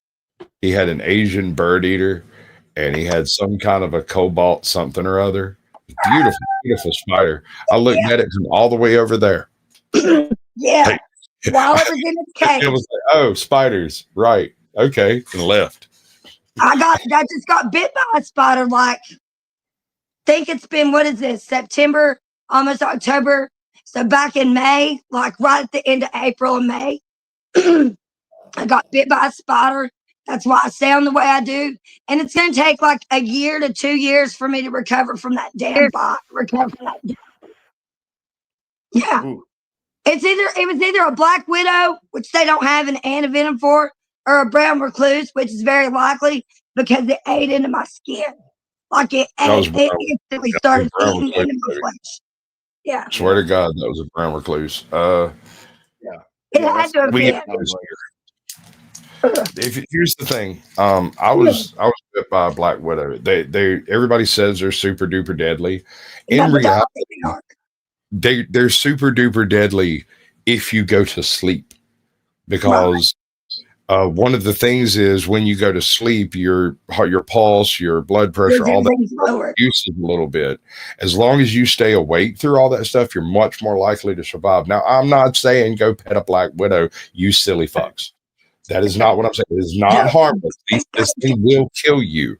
The only reason that I say I was bit by a black widow is I went through all of the venom problems and went to the hospital, but was already recovering. So like I was about 8 hours too late for it to have helped. Right. And they just told me, they're like, at this point, we can give you some morphine and put you in sleep, but we'd really rather you stay awake. And I was like, you can't give me morphine. I'm allergic to that trash. How about some of that stuff over there? And they hit me with some of that stuff over there. And I sat around. What are you not allergic to? You're allergic to everything. I am allergic to a lot of stuff. Most of it is derived from very specific plant pectins. So like beans. Anything with beans in it, bad. Not doing it. Really? Love the girl. I'm a pinto beans girl. I would die if I was allergic to beans. Kill me. Take me out. I've actually never. I've never heard of that allergy before. Is it? It's gotta be rare. Specifically, it's fairly rare, but it's not going to kill me, right? Yeah. When I was growing up, I was always a real sickly kid, always kind of chunky and big elbows, big knees, and my teeth were always swollen. My gums were always swollen and hurting. My eyes were always poofy as hell. If you bumped into me, I'd bruise. Real easy. You have an iron deficiency too? That wasn't it. No, that wasn't it. It was the fact that I was eating beans and peanut butter and stuff on a regular basis and was experiencing a low-level anaphylaxis constantly. Because it's not like if I go into if I walk into a bean field, there's no difference in that to me walking through poison ivy. Oh yeah, I'm super allergic to that. Poison oak and poison stomach. It will take my skin completely off. Ask me how I know. Yeah. Have you ever seen a field of sunflowers? Yeah. Oh my God. Yes. So it's not just. I used to be a kid who didn't understand what the plant even looked like. And it was at every summer freaking thing. The calamine lotion was on deck because Emma was going to get it and she was going to be covered in head to toe. Like, so I'm not specifically allergic to beans. I am allergic to a specific type of pectin that is in legumes in general. And so some acacias, some trees, some shrubs, some like peanuts and sunflowers all carry this, or an analog of this pectin, lipid, whatever it is. I can't remember. That would suck. It does kind of suck because check it out. The local McDonald's uses like rapeseed oil for their fryers, but the local Wendy's uses soybean oil. And every now and then, it changes. And so I might be able to eat from this McDonald's here, no problem, but then go to the next little fast food place down the street, and that shit blow me up like I ate a bunch of a salad of poison oak. Well, what about the Waffle House? I go in and ask them to cook it with butter. Oh. Dude, like I am such a, if you're not in tight enough with your local Waffle House staff for them to help you hide a body, you're not living your life right. That's so true. Swear to God. Dude, our Waffle House, it got hit pretty hard. It got hit pretty hard because of the hurricane. I'm toasting. Shut up. Toasting or hosting? Both. Coffee. Here's to being naughty. Save Santa the trip. Cheers. All right, so I want gifts. So Santa better come to my house. I want you, lower class. I want you to do some shorts. There are a couple of different ways to do it. My preferred method, and this is the way that I've seen people successfully pull off all kinds of different topics without having to like do a lot. on your cell phone, if you go to any random short, there's a decent shot that they'll have a remix button down there. Hit the remix button, pick out 5 seconds of something they said, whether it's a joke, somebody falling down. Be careful because you can catch a strike from this. So you don't want to do anything at all involving animals for the most part. Yeah. And certainly nothing harming anyone, right? No violence, none of that. You got to be kind of careful. Yeah. But since you're doing political stuff, it should be perfect. You could like straight up go clip a piece of Rob Noor from one of his shorts where he says something poignant and then build off of that, or go find someone who says something on the opposite side and rebut them. You only get 5 seconds from their clip, but you get 45 seconds to make your rebuttal. And you have the ability to sit down and think about it and make it very educated. Or, and this is my preferred method, when I find something that makes me giggle and blow snot bubbles, I'll clip that and tell people that it makes me giggle and blow snot bubbles while I laugh at it. That's very effective in my opinion. Oh yeah. I'll definitely think about it. I get some really good I get some really good shorts that come through my YouTube shorts. My algorithm is like optimized for funny stuff, you know. I will say since last week or like a couple weeks ago, it's been optimized for like Charlie Kirk stuff. But aside from that, man, I mean, I get some of the funniest shorts that come through that have me dying. So I appreciate that, man. Thank you. Yeah, I'll definitely look into that one. Whether a lot of views off of shorts made off of clips that I made off of you, Sasquatch. Several. Yeah, I'm funny. Thousands of hits. Because you're funny. Because I'm funny. Yeah. You know what's really hilarious about my life? I spent the first 18 years of my life being told that I'm not funny and to stop doing that. What? You're not funny. My mother would pop me on the hand. My mother also made me promise that I would not start nor join any cults. Well, if you started a cult, I'd be the first person joining that shit, I swear. In fact, will you join mine? I cannot start nor join any cults. When Dusty started baptizing motherfuckers, we had to have a serious heart-to-heart backstage because I was like, bro, I'm not sure how much farther down this path I can follow you, bro. Like, this is some deep soul searching type stuff for me. For real. Yeah, I'm so glad I missed that because the path I could have went down. Yabba hubba. Yeah. Let me explain. I was dropped off at a daycare one afternoon and was there for a couple of hours. Now, keep in mind, I was too young to read, but I had memorized certain kids' books that I had been read a few times. So I had memorized. I knew the stories, I knew the pictures, and I could sit there and flip the pages. So when it came to nap time, first of all, I'm spastic, I'm hyperkinetic. I never shut up, I never stop moving, I never, ever slow down, right? As a kid, it was 10,000 times worse. And so when it came time for nap time, they would go and get the stack of books that they knew I had memorized and hand them to me. And I would sit cross-legged on the table and read to all the other kids, but I wasn't reading. I was just telling the stories from memory. So my parents come to pick me up one afternoon, and nap time had been a little late, and I was leaving a little early, and I didn't understand none of that. The only thing I really I remember reading to these kids, right? My mom, they come into the room. Teacher taps me on the shoulder. I look over my shoulder, and there's my mom and dad standing there looking at me like they'd seen a ghost. They were looking at me like I was some strange creature they had found in the street, bro. Like they didn't know exactly what they were dealing with. And the teacher and them two were like whispering amongst each other. And I got up, and as soon as I got up, started moving, all the other kids started getting up and moving. And I went and got my stuff and went out to the car.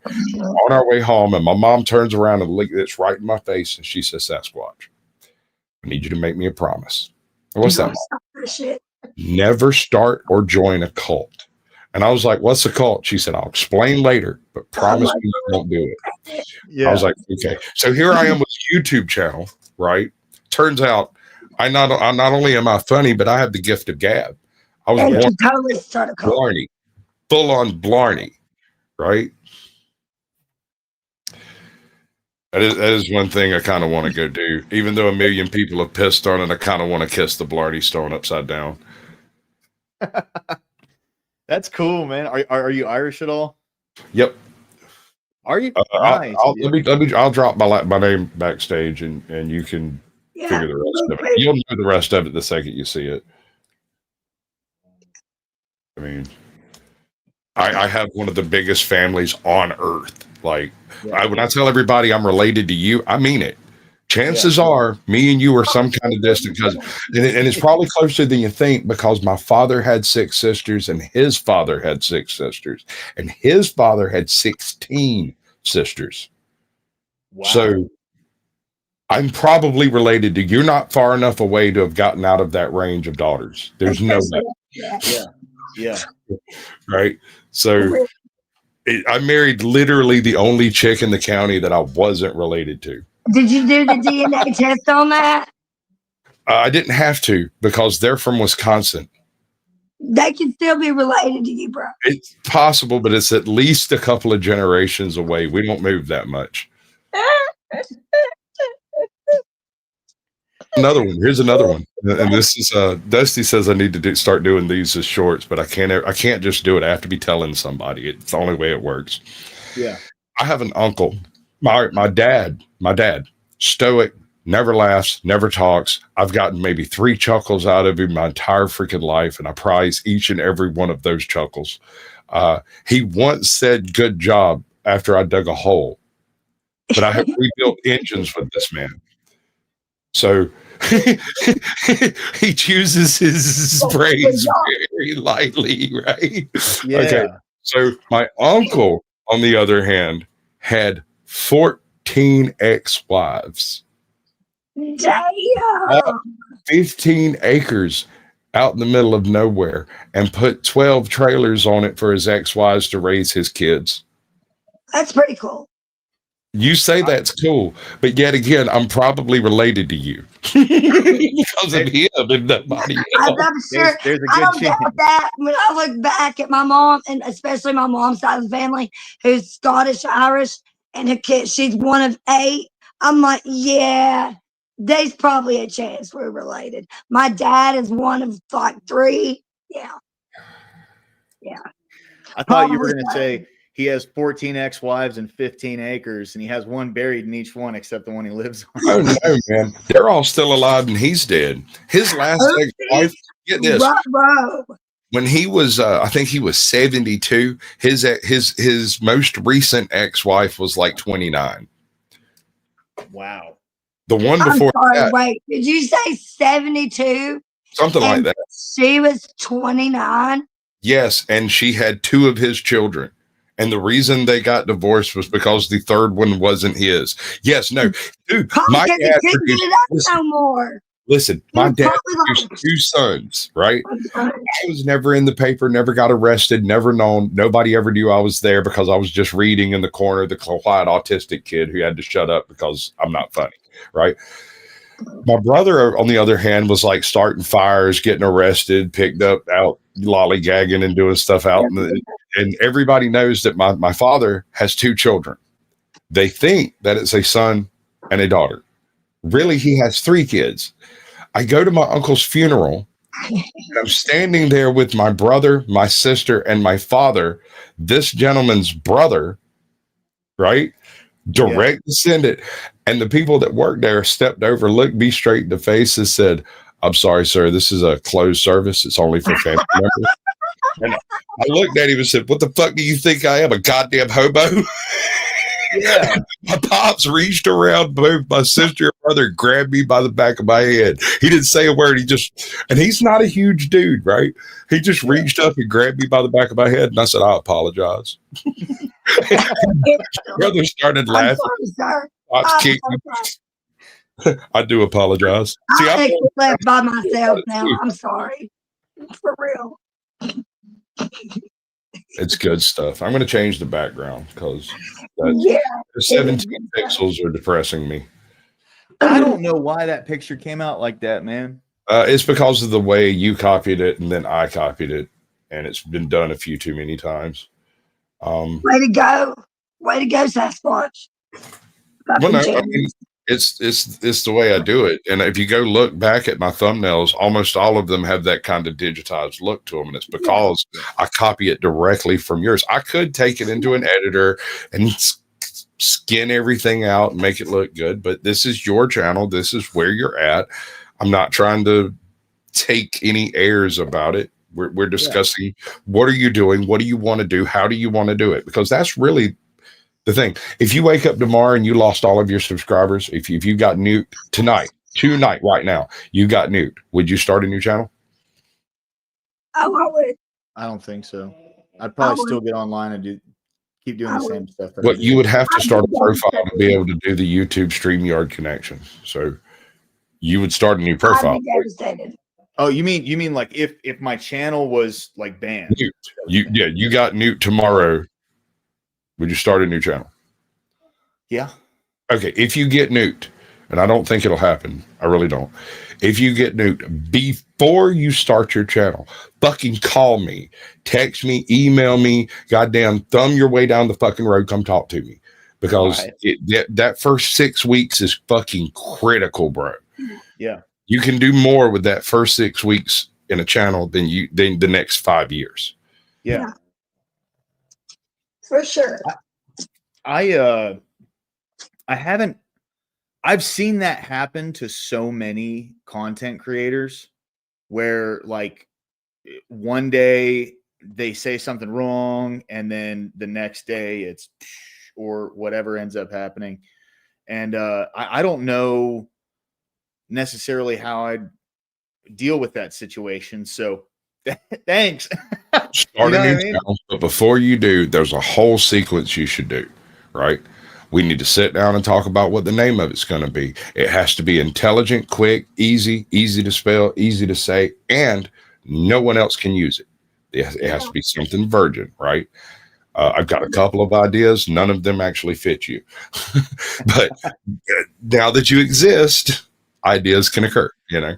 So just hit me up. What's up, Lauren? Welcome in. Thumping Weevil. Good to see you. The truth will set you free.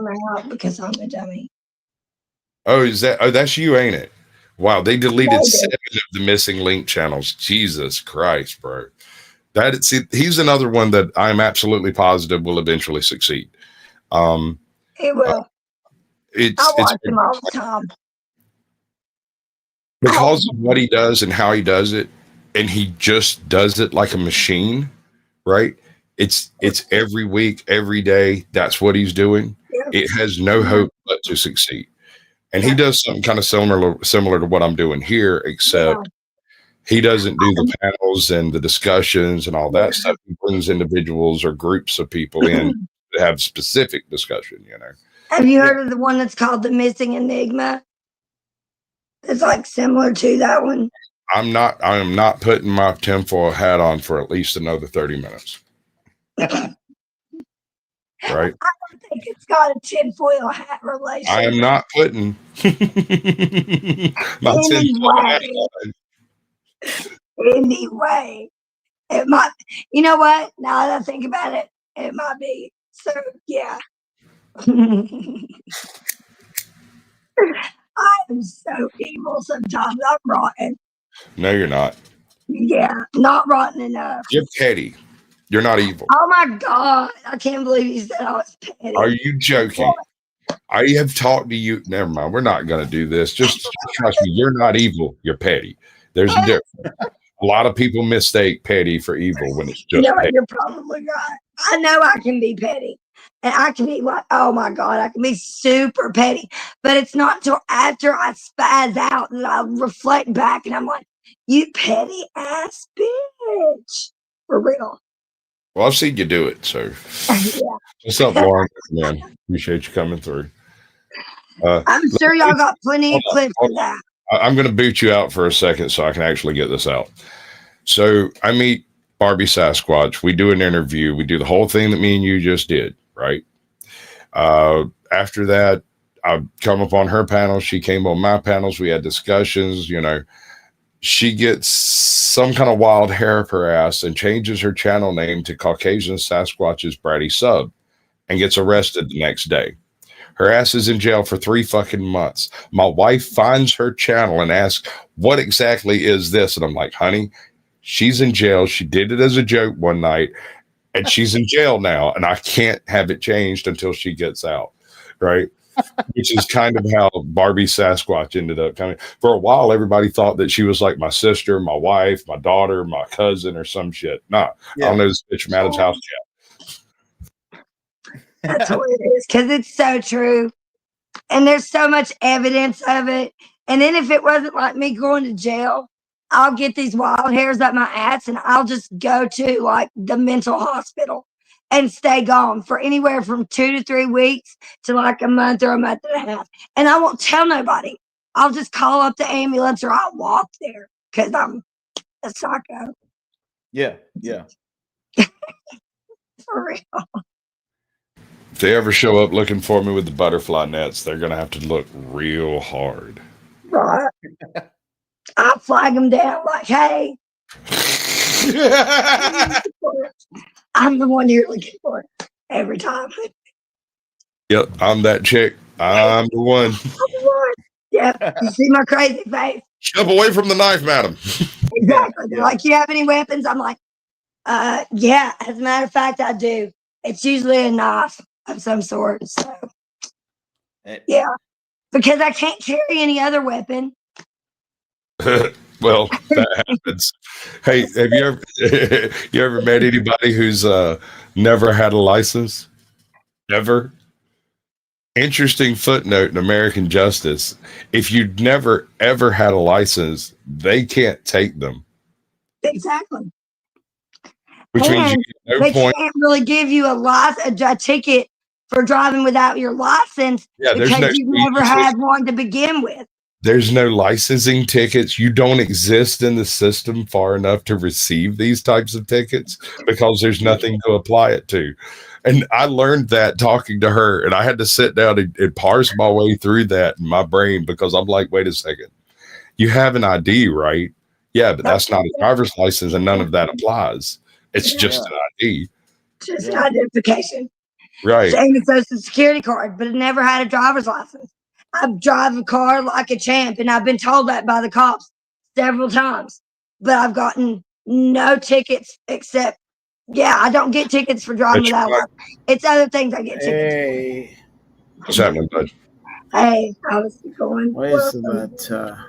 Mike, this is Lowerclass, and you are echoing. What is that? What are you doing? Fix your shit, Mike. What flavor is that? I want one. Fix your shit. You freaking, how about you? You got it fixed now? Everything's okay? Fix your shit.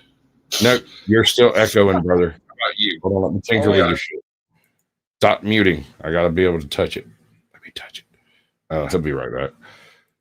Is your shit fixed? Okay, stay muted. That's good. Okay, here's a toast. Here's to the nights we don't remember, but the friends that we do.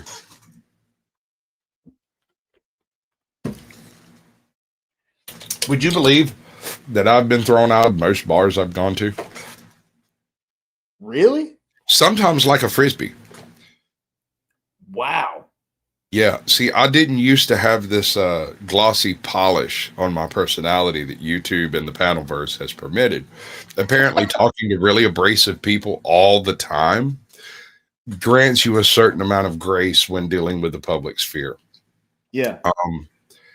Also, people who threaten me meet violence. Yeah. I try to do it in a way that nobody notices, but it doesn't always work out. Right. Right. But I mean, like, the second it goes to that, I mean, it's, I don't know. Yeah, we're all leaving. We're all going outside. Yeah. Yep. You know what I mean? I was actually thrown out of a local bar here. It's one of the only places I haven't been actually thrown out of for, being an asshole, vomiting on the bar or whatever, Yeah.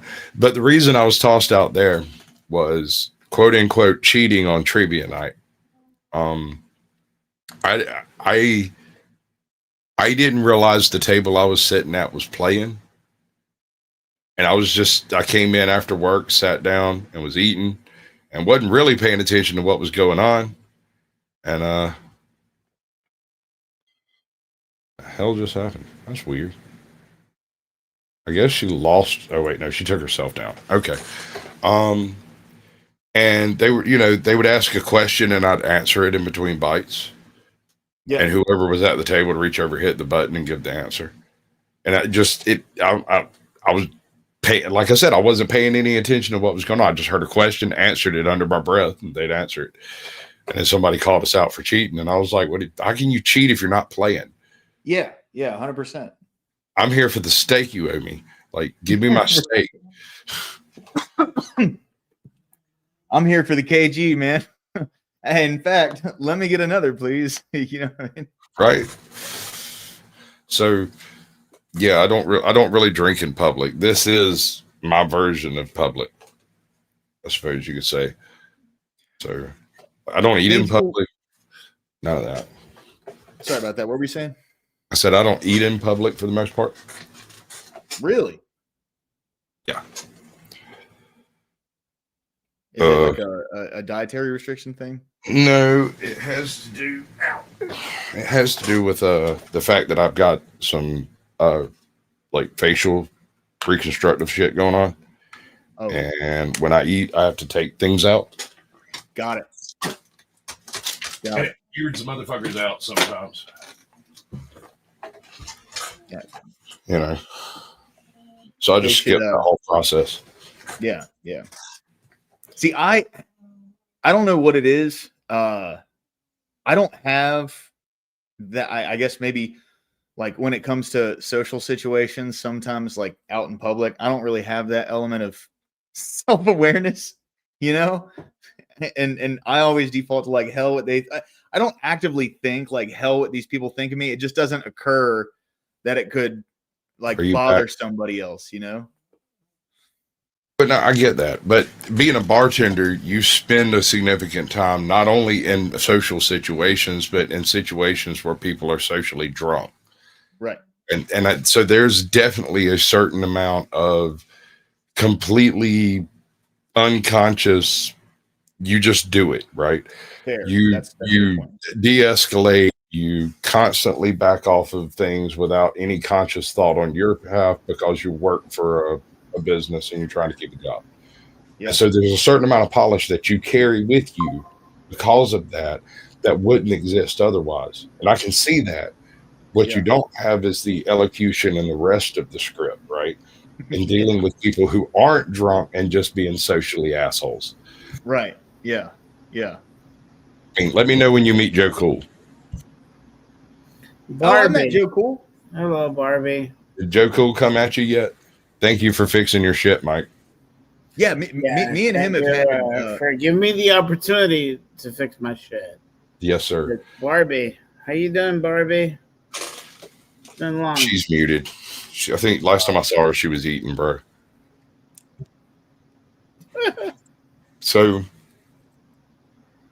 you're still muted there. You're muted. I'm not eating. You was right. I was eating, but I'm not eating now. I turn into a fatty. All my medicines make me want to eat like all the time. Whatever. Not a fatty. Yes, I am. You need some sausage and biscuits. What's up, Thumping Weed? I had for breakfast. Hey, how's it going? Can you hear me okay? Hey, what's it going?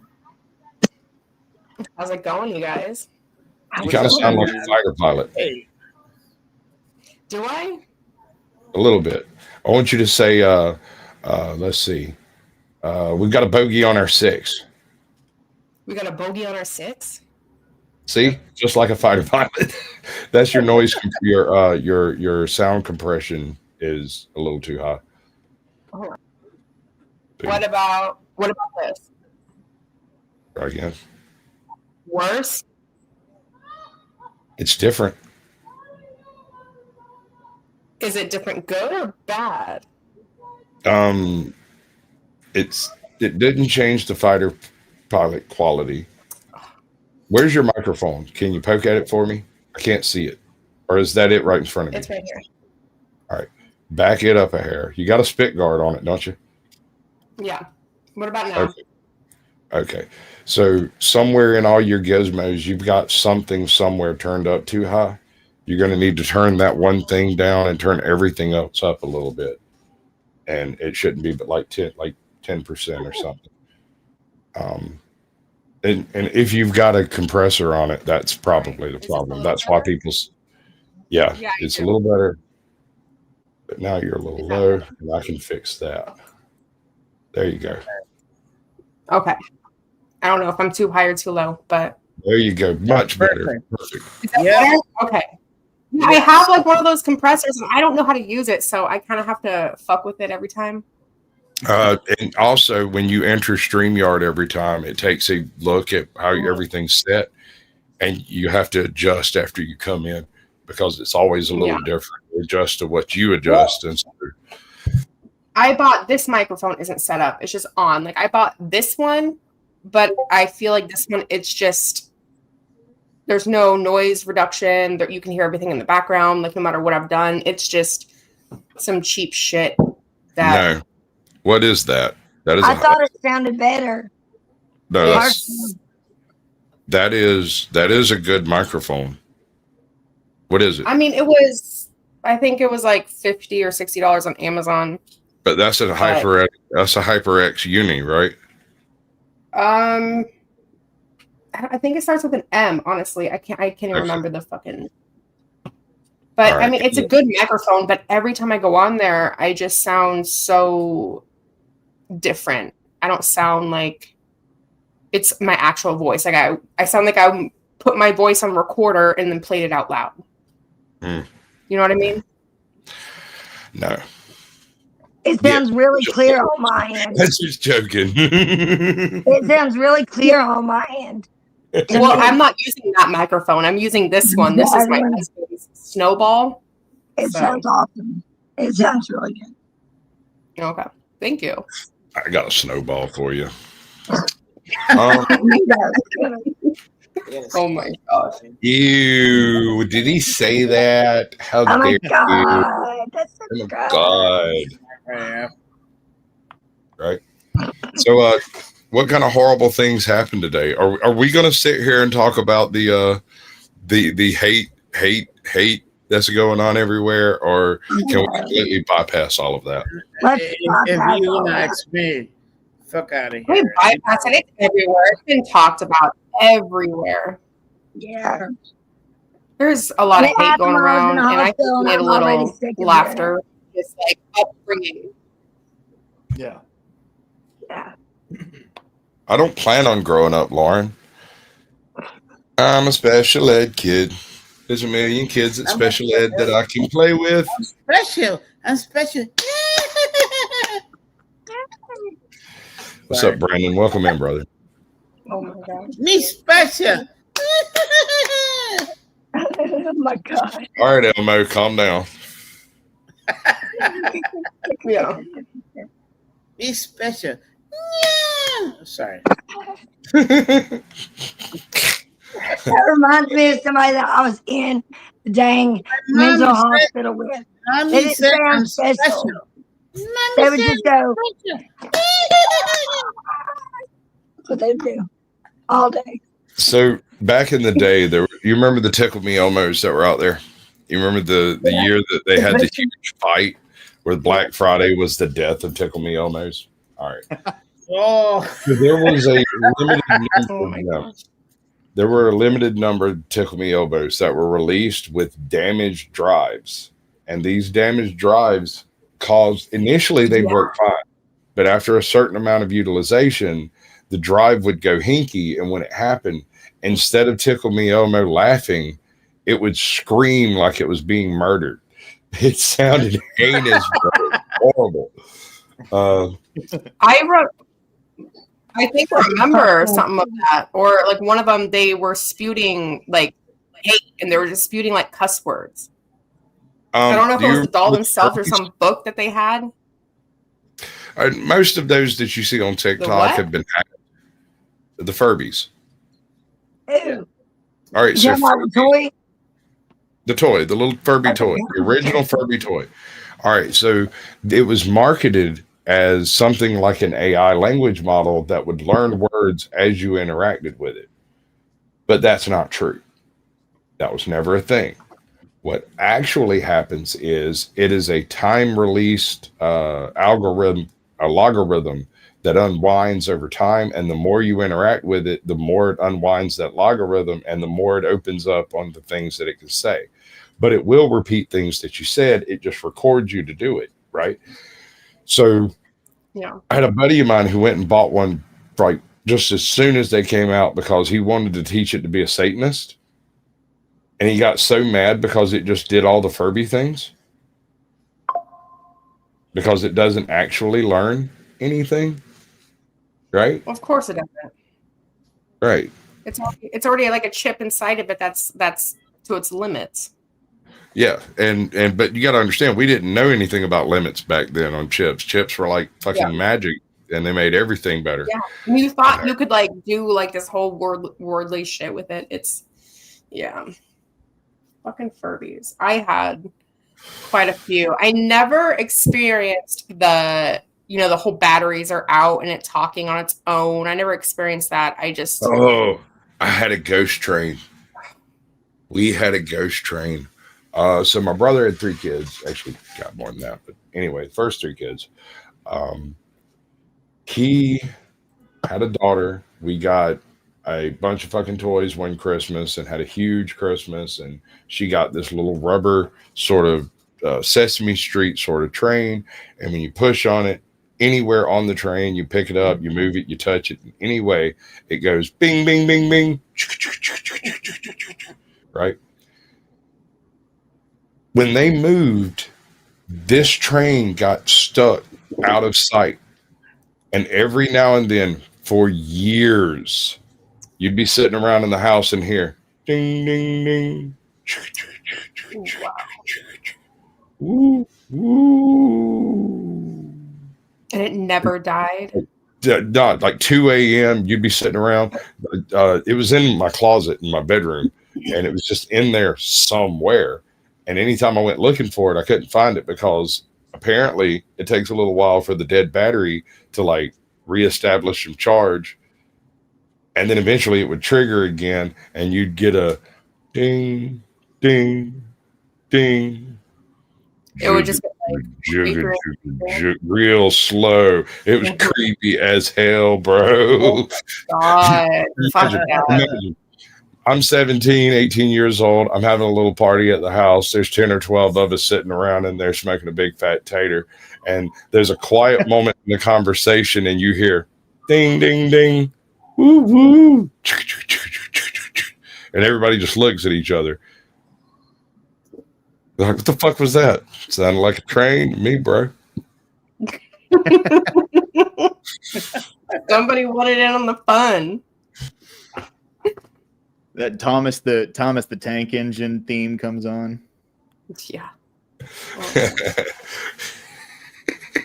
I used to play Skyrim with the Thomas the Tank mod on it. It was, oh yeah. When that dragon, when Thomas would show up as the dragon, it's fucking. I had the other dragon set up as Macho Man, and instead when he breathed fire, he'd go, "Oh yeah!" That's awesome. Oh my God.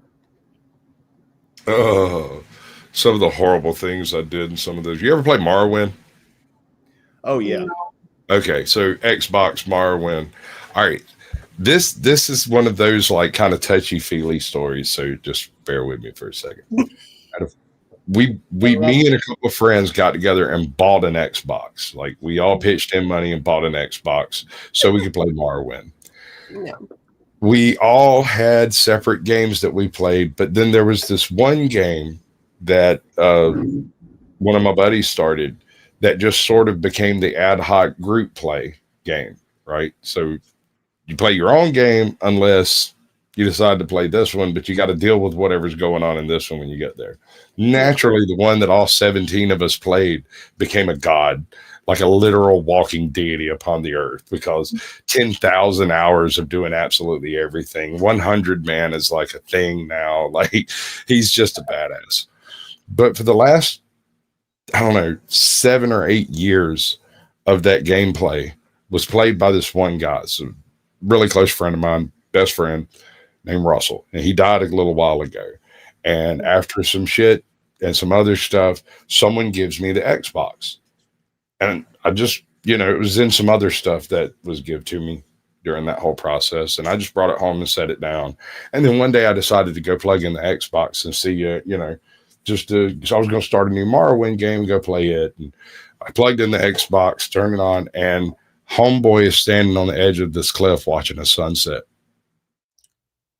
Wow. And I just sat there and I realized, like, the second I saw what it was this dude's, it was Russell's favorite house in the game. He would always go and lock everyone out of the house and then stack everything up in there that he wanted to keep.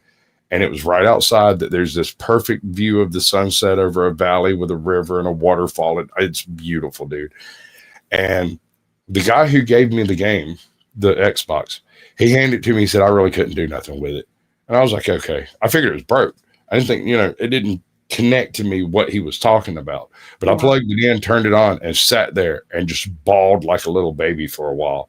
And then reached over and turned it back off, because I can't even take one step from that, No. Yeah.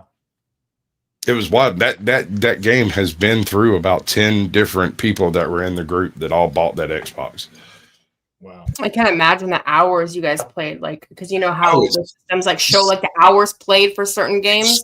Like 200,000 or some crazy shit like that. It is. And then that's where it ends up. Like, that's like the end of its life. In that moment, that is telling you something. I don't know what it's telling you. It's may your life be as long as and productive as a jumbo roll of 2-ply toilet paper. Yeah, that's true. Yeah, I growing up, the console that I remember playing the most with my friends was a Nintendo 64, and it was a game called Conker's Bad Fur Day. Oh, my bad. Oh yeah, no, I love Kronk, dude. My mom loved that game. I mean, that was the first game where there was just like so you could dirty. play the storyline. But then you go to multiplayer and there's like 6 different game types, each with like different modes in them. There was so much to do. I mean, that was Nintendo at its peak, man. That was by far one of the best games ever created, in my opinion. 2 games on 64 stand out to me. 3 mentioning that one. Most people never played Kronk though. GoldenEye and The World Is Not Enough. GoldenEye, because it was the quintessential first-person shooter, the one that started them all, really. The World Is Not Enough for 2 specific reasons. Back during my tweaker days, I had that game, and I had been playing it religiously for months. Yeah. So I go over to this guy's house. Dude's sitting over there. Oh, I'm gonna have to see you, bud. You're new around here. And all right, good deal. You can go back off camera if you want to. Cool beans. Welcome in, ED. POD. He's good. He's good people. Yeah, I know. I just had to verify it was actually him. Yeah, I get you, bro. That's happened to me too. I don't know what it is, but every time I run a StreamYard room, some asshole comes in and in-bombs my fucking stream. So sure. I don't even mention it. Y'all will never know about it if it happens backstage, unless I'm really drunk and decide to laugh at them openly. I'm not even going to mention it. I'll never even respond to it. Y'all are talking about Conker's Bad Fur Day, though, dude. That's one of my favorite fucking games all the time. It's a great game. Awesome. I love that game. It's great. But there was two games. The only reason The World Is Not Enough sticks in my head is twofold. One, I sat down and played that game in one player from the very beginning to the very end without dying, and I think I did it without taking damage. The whole thing. And I got like this platinum achievement, right? I get this weird platinum achievement, and then I look around, I ask other people, y'all ever seen that? They didn't even know it existed. They're like, how'd you get that? Like somebody noticed it one day and was like, how'd you get that? I was like, oh, I played through the game. It didn't take no damage. That's crazy. How? Here's how it happened. I'm tweaking. Go over to this dude's house. I'm trying to hook up with his stepdaughter, and he notices that I have the game with me, and he's like, dude, I've been wanting to watch that movie. I was like, shit, let me see if I can run through it right quick. And I popped it in, sat down, and went through the whole game in 1 hour and 47 minutes. Something like that. So whatever the length of the freaking game is, that's how long it took me to do it, because I straight up ran, done. Right? Yeah. Didn't think nothing else about it. Apparently doing that unlocks some stuff, lets you do some other things that you couldn't previously do. I literally did it and sat down the controller and got up and walked out with this dude's stepdaughter, and they went on playing the game. The other reason that game stands out to me was the laser guided missile. Do you remember this thing? I would bust your ass around corners. Yeah. Yes, sir. Yes, sir. You'd step up to a corner and you'd be fixing to pop out, and I'd hit you right between the goddamn eyes with a laser guided rocket from out of sight. I'd bait shot your ass, like, dude. And this is the thing. This is where, because there were very limited amount of space in that game, it was very easy to learn all the levels. If we're playing split screen, oh, you're fucked. Yeah. I know where you're at, I know what you're doing, and I'm going to hit you about time you land. Right before your feet hit the ground, your ass go catch a missile. I was gonna say, I think that the Quake innovation was the camera rocket. There was a special weapon that you could get in multiplayer Quake. It wasn't in the single player game, but in multiplayer death matches in Quake, there was a weapon you could get. But the difference is, on that one, the camera would take over the rocket, and you could control it, right? You could control the rocket. In this one, even though a camera would pop up, you couldn't control the rocket. You were still aiming with your reticle. And so you had to run it out past that corner and then turn and aim at the corner so that the rocket would turn and try to get to the dot, but it can't. And so it makes a right-hand turn and then just flies straight down the next hallway. Yeah. Dude, I'm telling you, it was like fucking sorcery. I lost friendships over that shit. What's up? Hey, join the panel, bro. Never cover, never shower, and I'm always stinking. That's right. Man, I think I can smell you through the camera, actually. I'm just kidding. Yo, in a bottle of Brass Monkey. Oh, is that really going to go on everywhere? Topanga instead of thumping. I don't think I'm letting you get thumping, Weevil. How are you doing? Good. How are you doing? Yeah, I'm hanging in there like a hair in a biscuit. Everybody. So you already know each other. Thumping, you already know Lowerclass, right? We've been on a panel before. Okay. Maybe, yeah. I've been on a few, but yeah, there's. And you're familiar with EOD? Probably from the chat. I don't know. Have we been on a panel together? I don't think so. Not yet. Yeah, I think this is the first time you've been on my actual show on my channel. I think you I've might been have. on yours how many times now? A couple. Yeah, not a whole lot, but. I think you've been on Sarah's panels, right? Thumping? Yeah, I've been on a few of hers. I thought she was going to do a Throwdown Thursday tonight, but I guess not. My hair's all greasy and shit. That's why I don't want to turn my camera on. There you go. That I recognize you. I recognize you now. See how red it is? Shut up. His hair? Part of it is the fact that I dyed it. The other part is the light is very low in here. I like whatever you got to tell yourself. But I dye mine a different shade as well. So. Look, I don't care that you're soulless ginger. It's fine. I don't judge people. I'm just thinking what you need. See, if you look at my beard closely, you can tell it's a different shade of color than mine. Or if I ever get that close to you, you're gonna have to drink. EOD, it's called Just for Men. I'm not dyeing my beard. We're not doing that. Well, you want to see something funny? So this is something that I got from people. It's one of the reasons why I started buzzing my head. So I'm gray from here back. I'm bald up here, of course, but I'm gray from here back. Yeah. I don't do anything with my beard.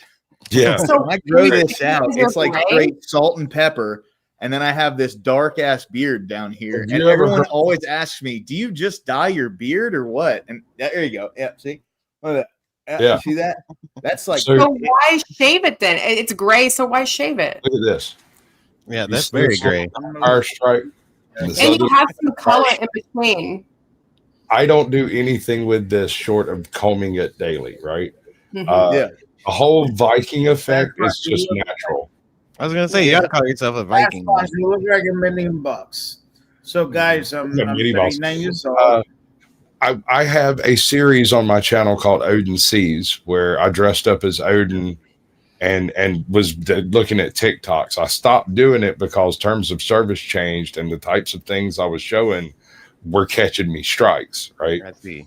So, Right. you know, but yeah, I did play the whole Odin bit for a while. I've still got all the gear. In fact, this here was supposed to be Odin's left eye. When I went and made this background, I had a green screen eye patch and I had this whole thing worked out on how I was going to do it, but I couldn't make. Yeah, this. it's hard. It's hard to keep everything lined up when you do something. Yeah. So, but I was fucking with it one day, and I accidentally left this as the background, and everybody was commenting on how fantastic it was and shit. And I was like, "Send me money now." It is a cool background, dude, for sure. Well, I got a baker's dozen of these things, dude. I got a couple of good ones. I know you said you make stuff for other channels, right? I do stuff. Yeah, I do stuff. I drink and I know things. That is basically yeah. Listen. Remember, I told you I read an entire encyclopedia set, 1976 World Book Edition. Before there was Ask Jeeves, before there was Google, there was Ask Sasquatch. People would call up my mom and be like, "Hey, this question," and she'd say, "Hold on," and ask me, and then tell them, and they wouldn't believe it, and she'd just hand me the phone, be like, "Tell them," and I'd go pull out the encyclopedia and read it verbatim. There's got to be somebody in the friend group like that. To this day, if there's an argument between me and my brother, one or the other, or both, between my sister and my brother, one or both of them will call me and ask me to settle something rather than Google it. And that is retarded. I agree. You're holding the most powerful device in history in your hand, and you're calling my drunk ass. Yeah. Hey, that's gotta say something. Gotta say something about you. The oracle of the ages, man. Sasquatch. I'm not saying oracle. I'm not making predictions here, but if you'd like me to, I could start.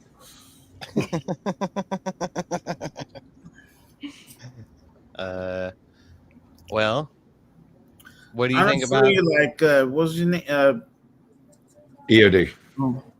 Yeah, what? Bro, I'm sorry. I just say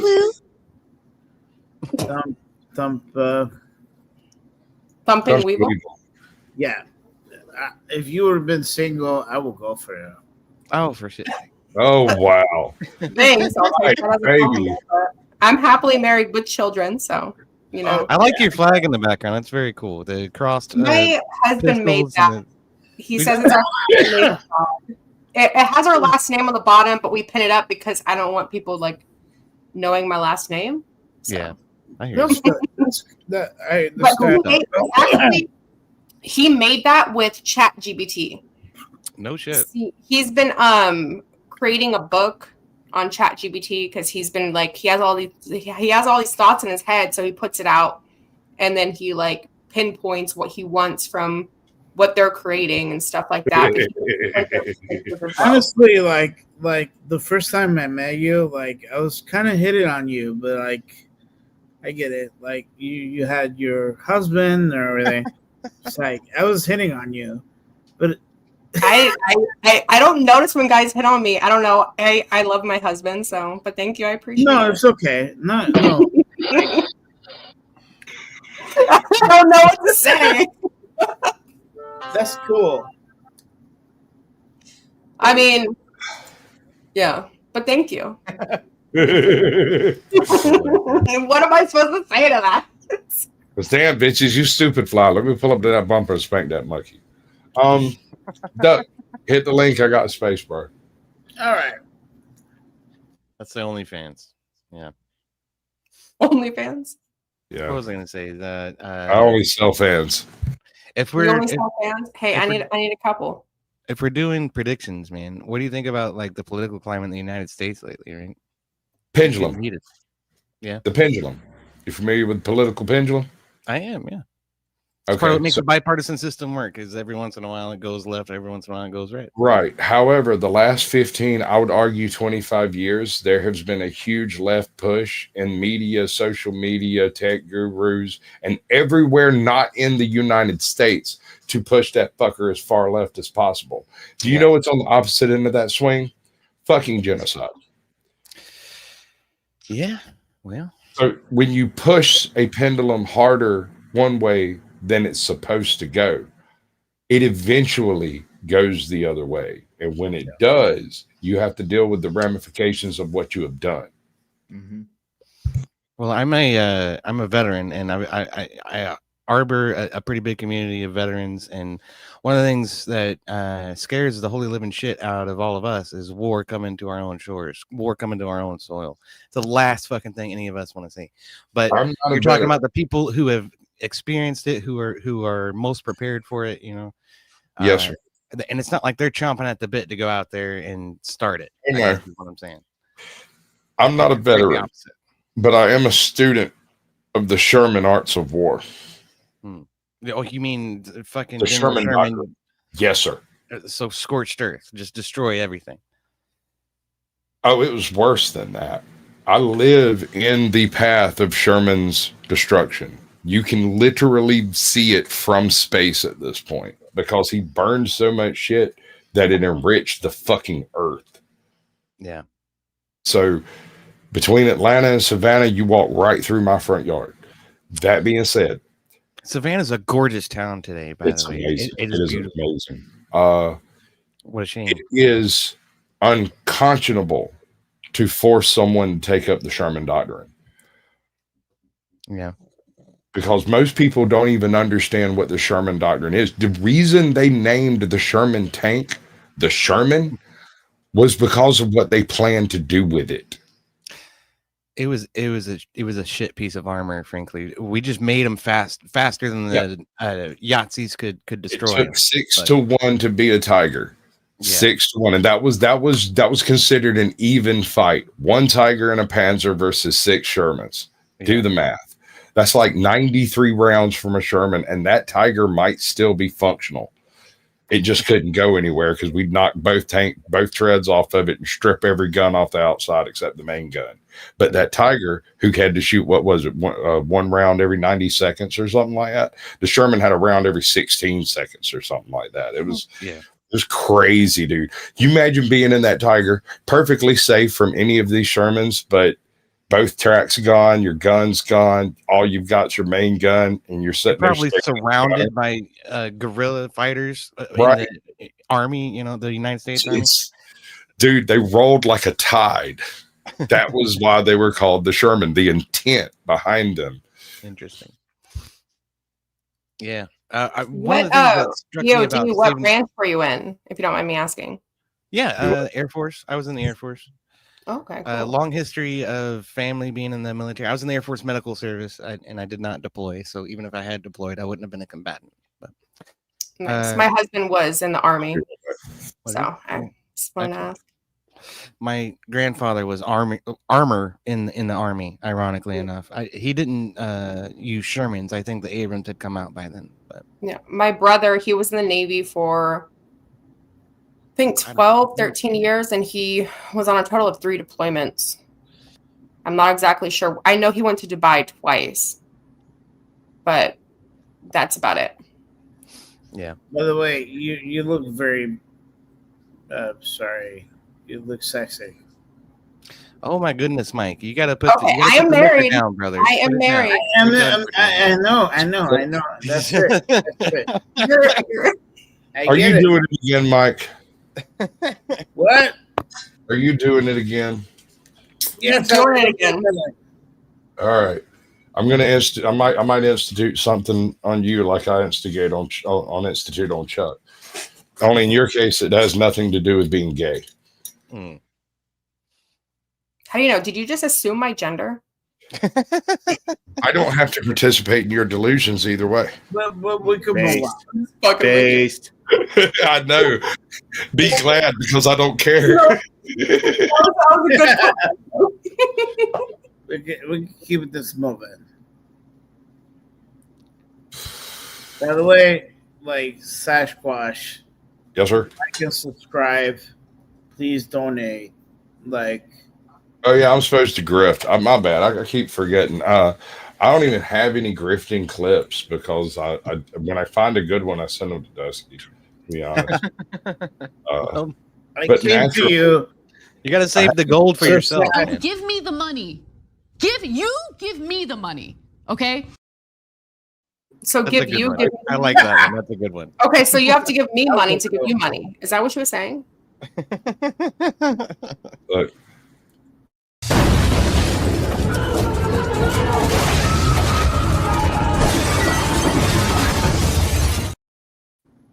You gotta put Bang Bang FBI open up right before that one plays. Yeah, I do.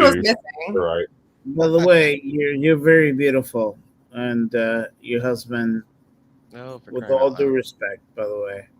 All due respect. Quit fucking. We interrupt this program for an important news announcement. Holy shit! You're beautiful. My opinion. I get it. I get it. Like. You can probably, if you want my husband's number, you can tell him. This is one of my favorites.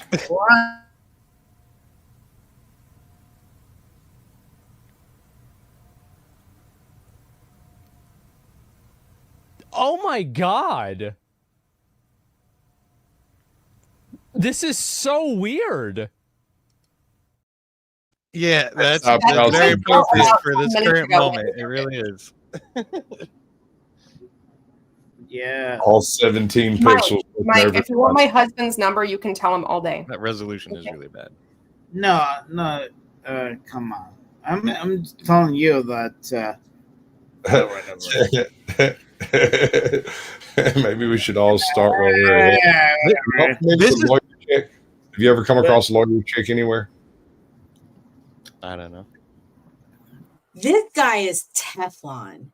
He is like who in the world could I say nearly 100 felony criminal charges have been leveled against the former president? And he is still like rallying and campaigning. I feel like he like eats his shit and it just like makes him tanner and younger and stronger. I feel like he eats it with like a golden spoon that's like emblazoned the Mar-a-Lago emblem, and he's just like, give me more charges. It's like amazing. You better not cut that and make that a video. Oh, they cut it and made it a video. Yeah, brother. What's up, Dusty? What's up? What up? I'm here to absorb attention.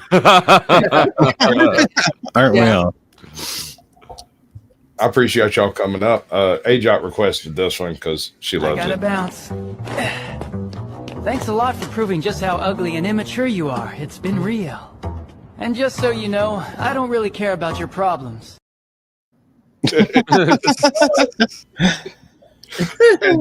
My daughter sent that to me one day. I said something to her, and she sent that clip to me, and I uploaded it. Yes, I raise savages. Fair enough. That's my dad always gives me shit for the same fucking reason, man. When I was growing up, so if I don't, somebody else is going to, and you're not going to know how to fucking deal with it, right? So I have a toast. Here's to all who know me, love me anyway. That's a good one. Cheers. Cheers. Cheers.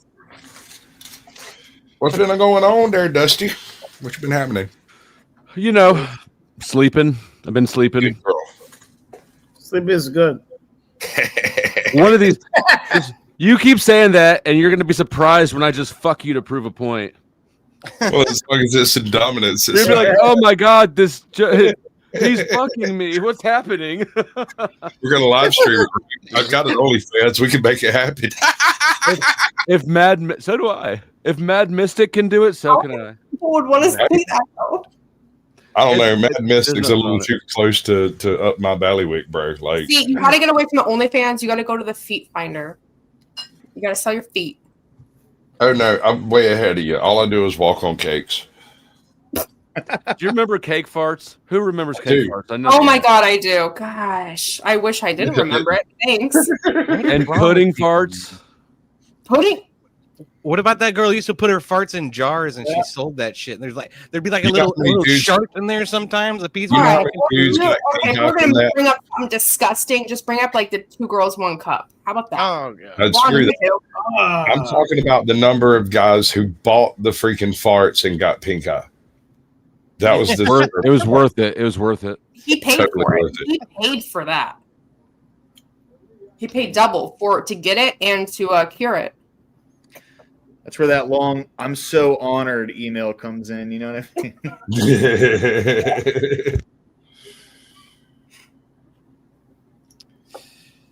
Yeah, you got to pull my hair. I'm not going to respect you.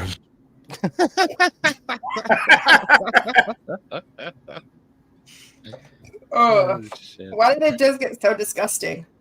Oh, I blame A-Job. Yeah. I'll show you. A-Job? Show us? American Justice of Texas. I host or rather, she hosts me, I suppose.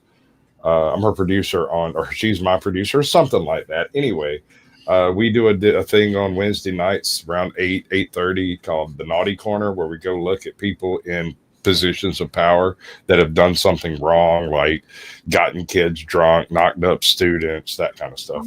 I've been on with you guys. I remember her. She comes up at After Dark occasionally. See, this is kind of a unique space. Like, I'll let anybody up here for the most part, right? Yeah. But previous guests, if I happen to fill up, which I very rarely do, but if I happen to fill up and another previous guest comes in, one of y'all are dropping. You, Mike, and EOD. That's fine. It's just the After Dark for Sasquatch Shills, and it's just that bit. Well, man, I was gonna head out anyway. Thank you for having me, dude. It's good to see you guys. Many cheers. It's good to see you. Good to see you. Peace out, brother. Appreciate you coming through. Good night. Cheers, Good y'all. Boy, night. he's sensitive. No, I'm not sensitive. Okay, look, I'm on for Rob Nor. I gotta go pay attention to that shit. So. You're rage quitting already, and we haven't even started. Rage quit. Cheers, y'all. I'll see you later. Bye. Peace, EOD. Are you eating pizza again, Dusty? Yep. What is that? Papa John's? This one came from Sam's Club. That's the best. Dude, Dusty, this girl's hitting on you.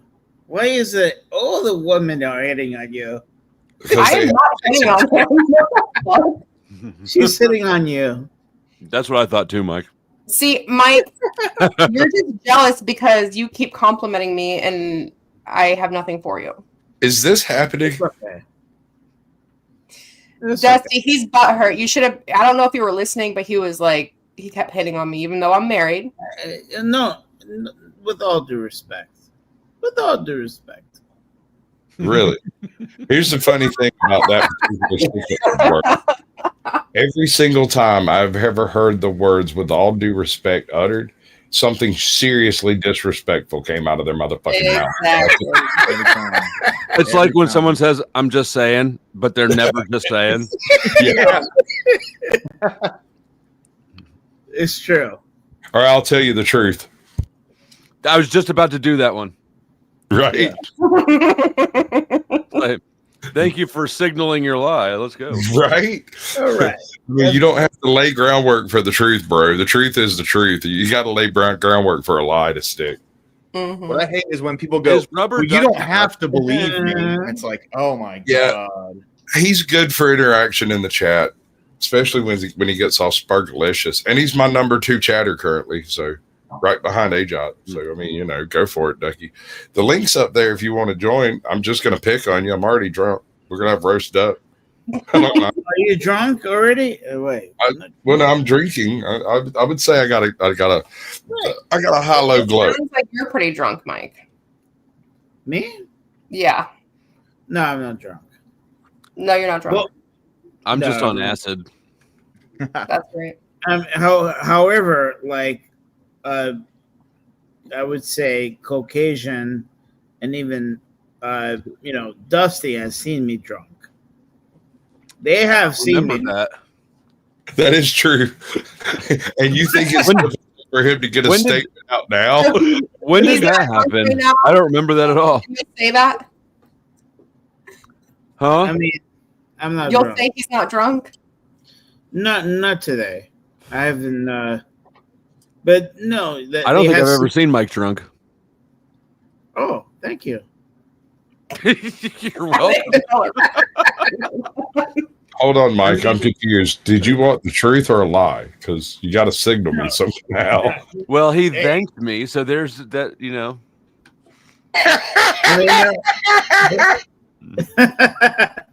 No, like I've came to their platform really fucking drunk. You're right, AJ. It is my week, and I will week if I wish. You handle your liquor well. Nobody noticed. I don't think. I'll ask Katie if she knows. And you know what? Like the thing is with me, like I'm more like happy. Like I'm like, you guys are amazing. You guys, and like I'm like, I don't come with hate. I don't know. I'm just a fucking. I don't know if it's the Italian thing. I don't know. Just fucking trying to. I'm absolutely positive it's a New York thing there, bud. Yeah. I don't know, whatever.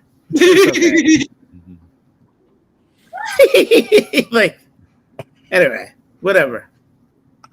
But, yes, I'm sorry that I was hitting on you, and you look.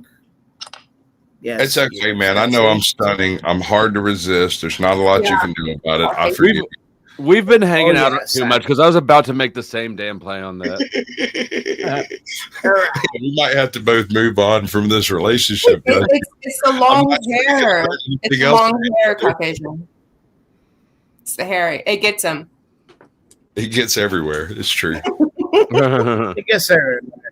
So, all right. Yeah. Cool. So what do you think, Mike, about Thumping Weevil? Oh my god! I think she's. I think if she would have been single, dude. I came up here with the best intentions. I was like, I gotta. Dude, if she would have been single, but Mike, it's all right. No, but she knows that, but she's not single. So you know who is single is Lowerclass. That's true. And I have one more thing to add there, Mickey. And this is for Thumping Weevil as well. I mean, it is if she not. would have been single, I would have moved on to New York City. She would. Wow. She was in a high-rise building. Mike. Oh, okay. Whatever. We get it. We get it, Mike. Move on. It's not, just remember, Thumping Weevil. It's not my job to keep your wife out of my bed. That's on you. Jesus. Anyways, so Alwine. Speed dating. Alwine, that's not actually true. She's married. False advertising there, sir, even if it's available. I was talking about I was just reading the comment. I know. Oh, okay. I got you. Okay, but that just because she's married doesn't mean she's not available. That's what I said. Okay. Is that what you just said? Are you available? Unavailable. Yeah. Sorry. Sorry, I must be retarded. Only a little. It's the Tylenol your mom took. Okay, fast, Caucasian. I think you need to get like the single ladies like on these panels, like the actual single ladies, and do a speed dating promote. They do that already. It's called Fresh and Fit. What? I don't know. We don't even have to go into that because I have a very simple result. No. Not interested. All right, there it is, Mike. Sorry, I tried. For you. It's just not good to put me in a room with a bunch of single ladies. That's not. They turn him into the gay friend. Oh, who doesn't need a gay friend? God, brother, what you don't understand is I was already the gay friend. That's the strategy. Well, see, we'll stand right there the whole time you're undressing. We'll even compliment you on your boob job. That lift job, that is amazing, honey. Slay queen. Slay queen. Yeah. No, I grew up with a lot of gay friends. So you just got to put your hair in like a couple pigtails, and you could pass it. Have you ever been pimp slapped by a hairy dude from a swamp? From A? The fact that you questioned that makes me feared. like you need a specification. How about this? I did some shit back in my day. I cannot say or not say who I've been slapped by. Okay. Have you ever had your ass whipped by a big hairy guy from Georgia with a man bun? No. Nope. First time for everything. Keep fucking around. No. You're getting no ideas, man. I got time. No. Anyways. Now Sasquatch is hitting on her. Can we well, the truth is I'll call her husband first. Call him. I will put his number up. God damn, do I still have the based oracle quotes? Oh my God, I hope I still have the based oracle quotes. Do I? South, I'm the most courteous individual you'll ever meet in public. Hold up, let me do this right. Oh my God. This was the last time based oracle was on camera on YouTube. Full on. Full stop. South, I'm the most courteous individual you'll ever meet in public. Yes, sir. No, sir. Yes, ma'am. The whole 9 yards.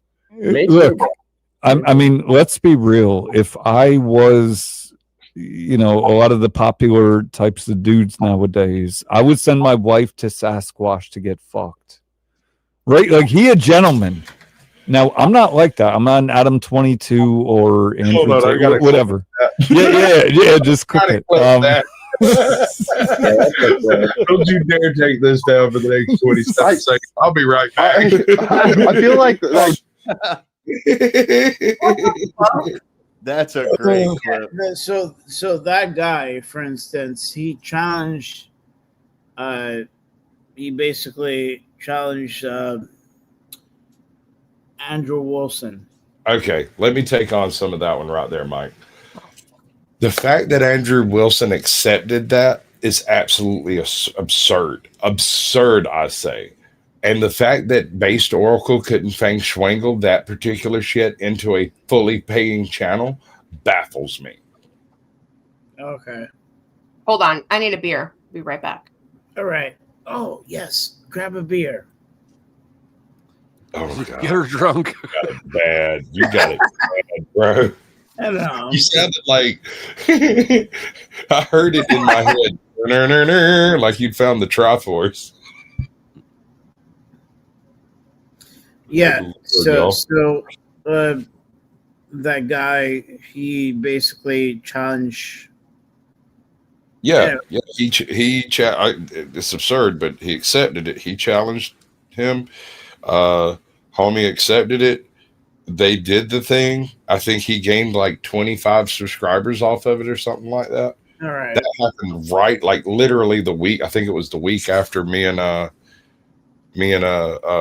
Base did the Sasquatch Shills, which was a double header. And I always thought this was odd. Me and the Raging Tomato did a show, and then right after, no, it was the other way around. Me and Based Oracle did a show, and then the Raging Tomato was right after it. Like, I did a double header that night. I had a 3-way. It was great. Okay.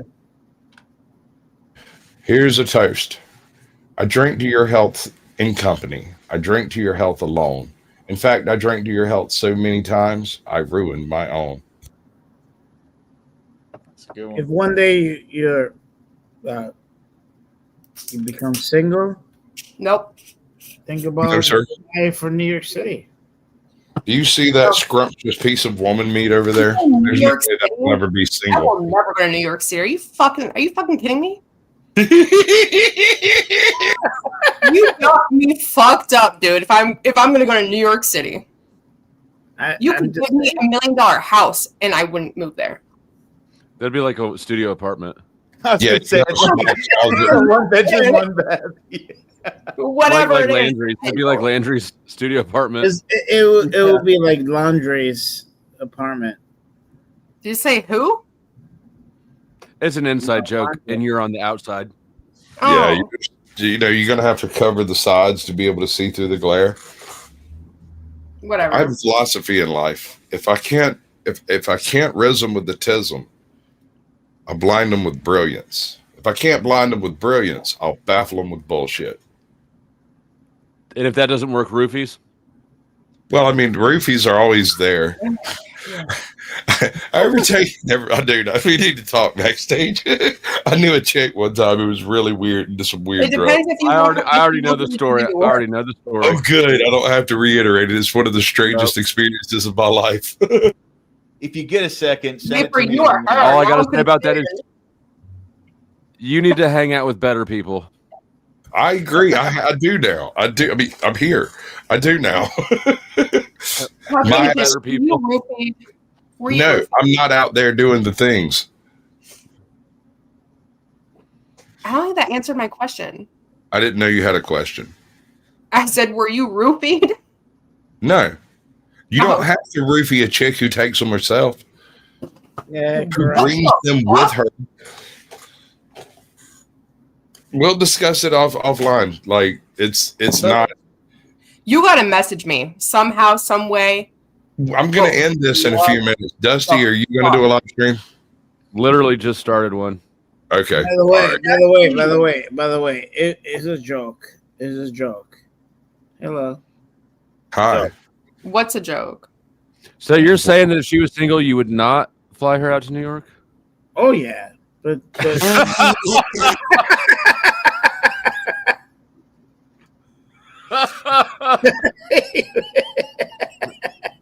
Mike, you gotta get yourself under control. Yeah, Mike, you go out, go to a pub. I know there's probably dozens on the road or whatever. Fucking no, it's not really that serious. I'd say touch grass, but there's no grass in New York City. Wait, there is this crack in the sidewalk. Green. But it smells like piss.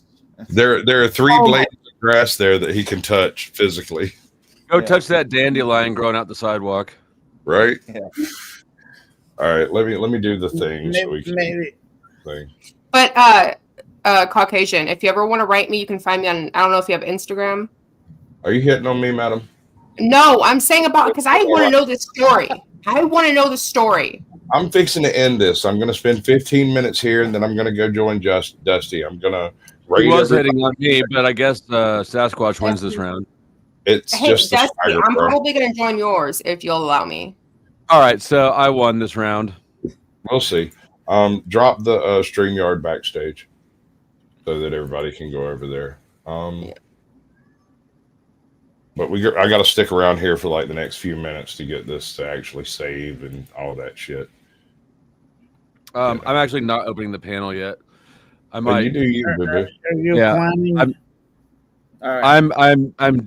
I'm roaming around. I'm doing some last minute non-tent before vacation, and I who knows? I probably will end up opening it up, but That's the way you get most of your. Hey, we got 117 views for this particular live stream. I'm actually fairly impressed. So guys, skills generally don't do well. I'm actually going to Asia. Might disappear for a little bit. Are you don't have internet over there? Like, Are you going to send me my allowance before you go? Yeah, I'll send you your. Thanks, Pops. No, but this is like sometime in October. The end of that. But I kind of feel that. All right. Fair warning. Anyone who's restreaming me at the moment is going to catch a copyright claim that has no effect. The people that do this may allow it to be used on YouTube. but it will pop up as like a copyrighted doohickey. You go with that? Right. Super duper. I'll be over there in about 30 minutes. So do whatever it is you're going to do. Oh, the girl left. She basically. Your swagger just overwhelmed her, and she had to step down. Yeah.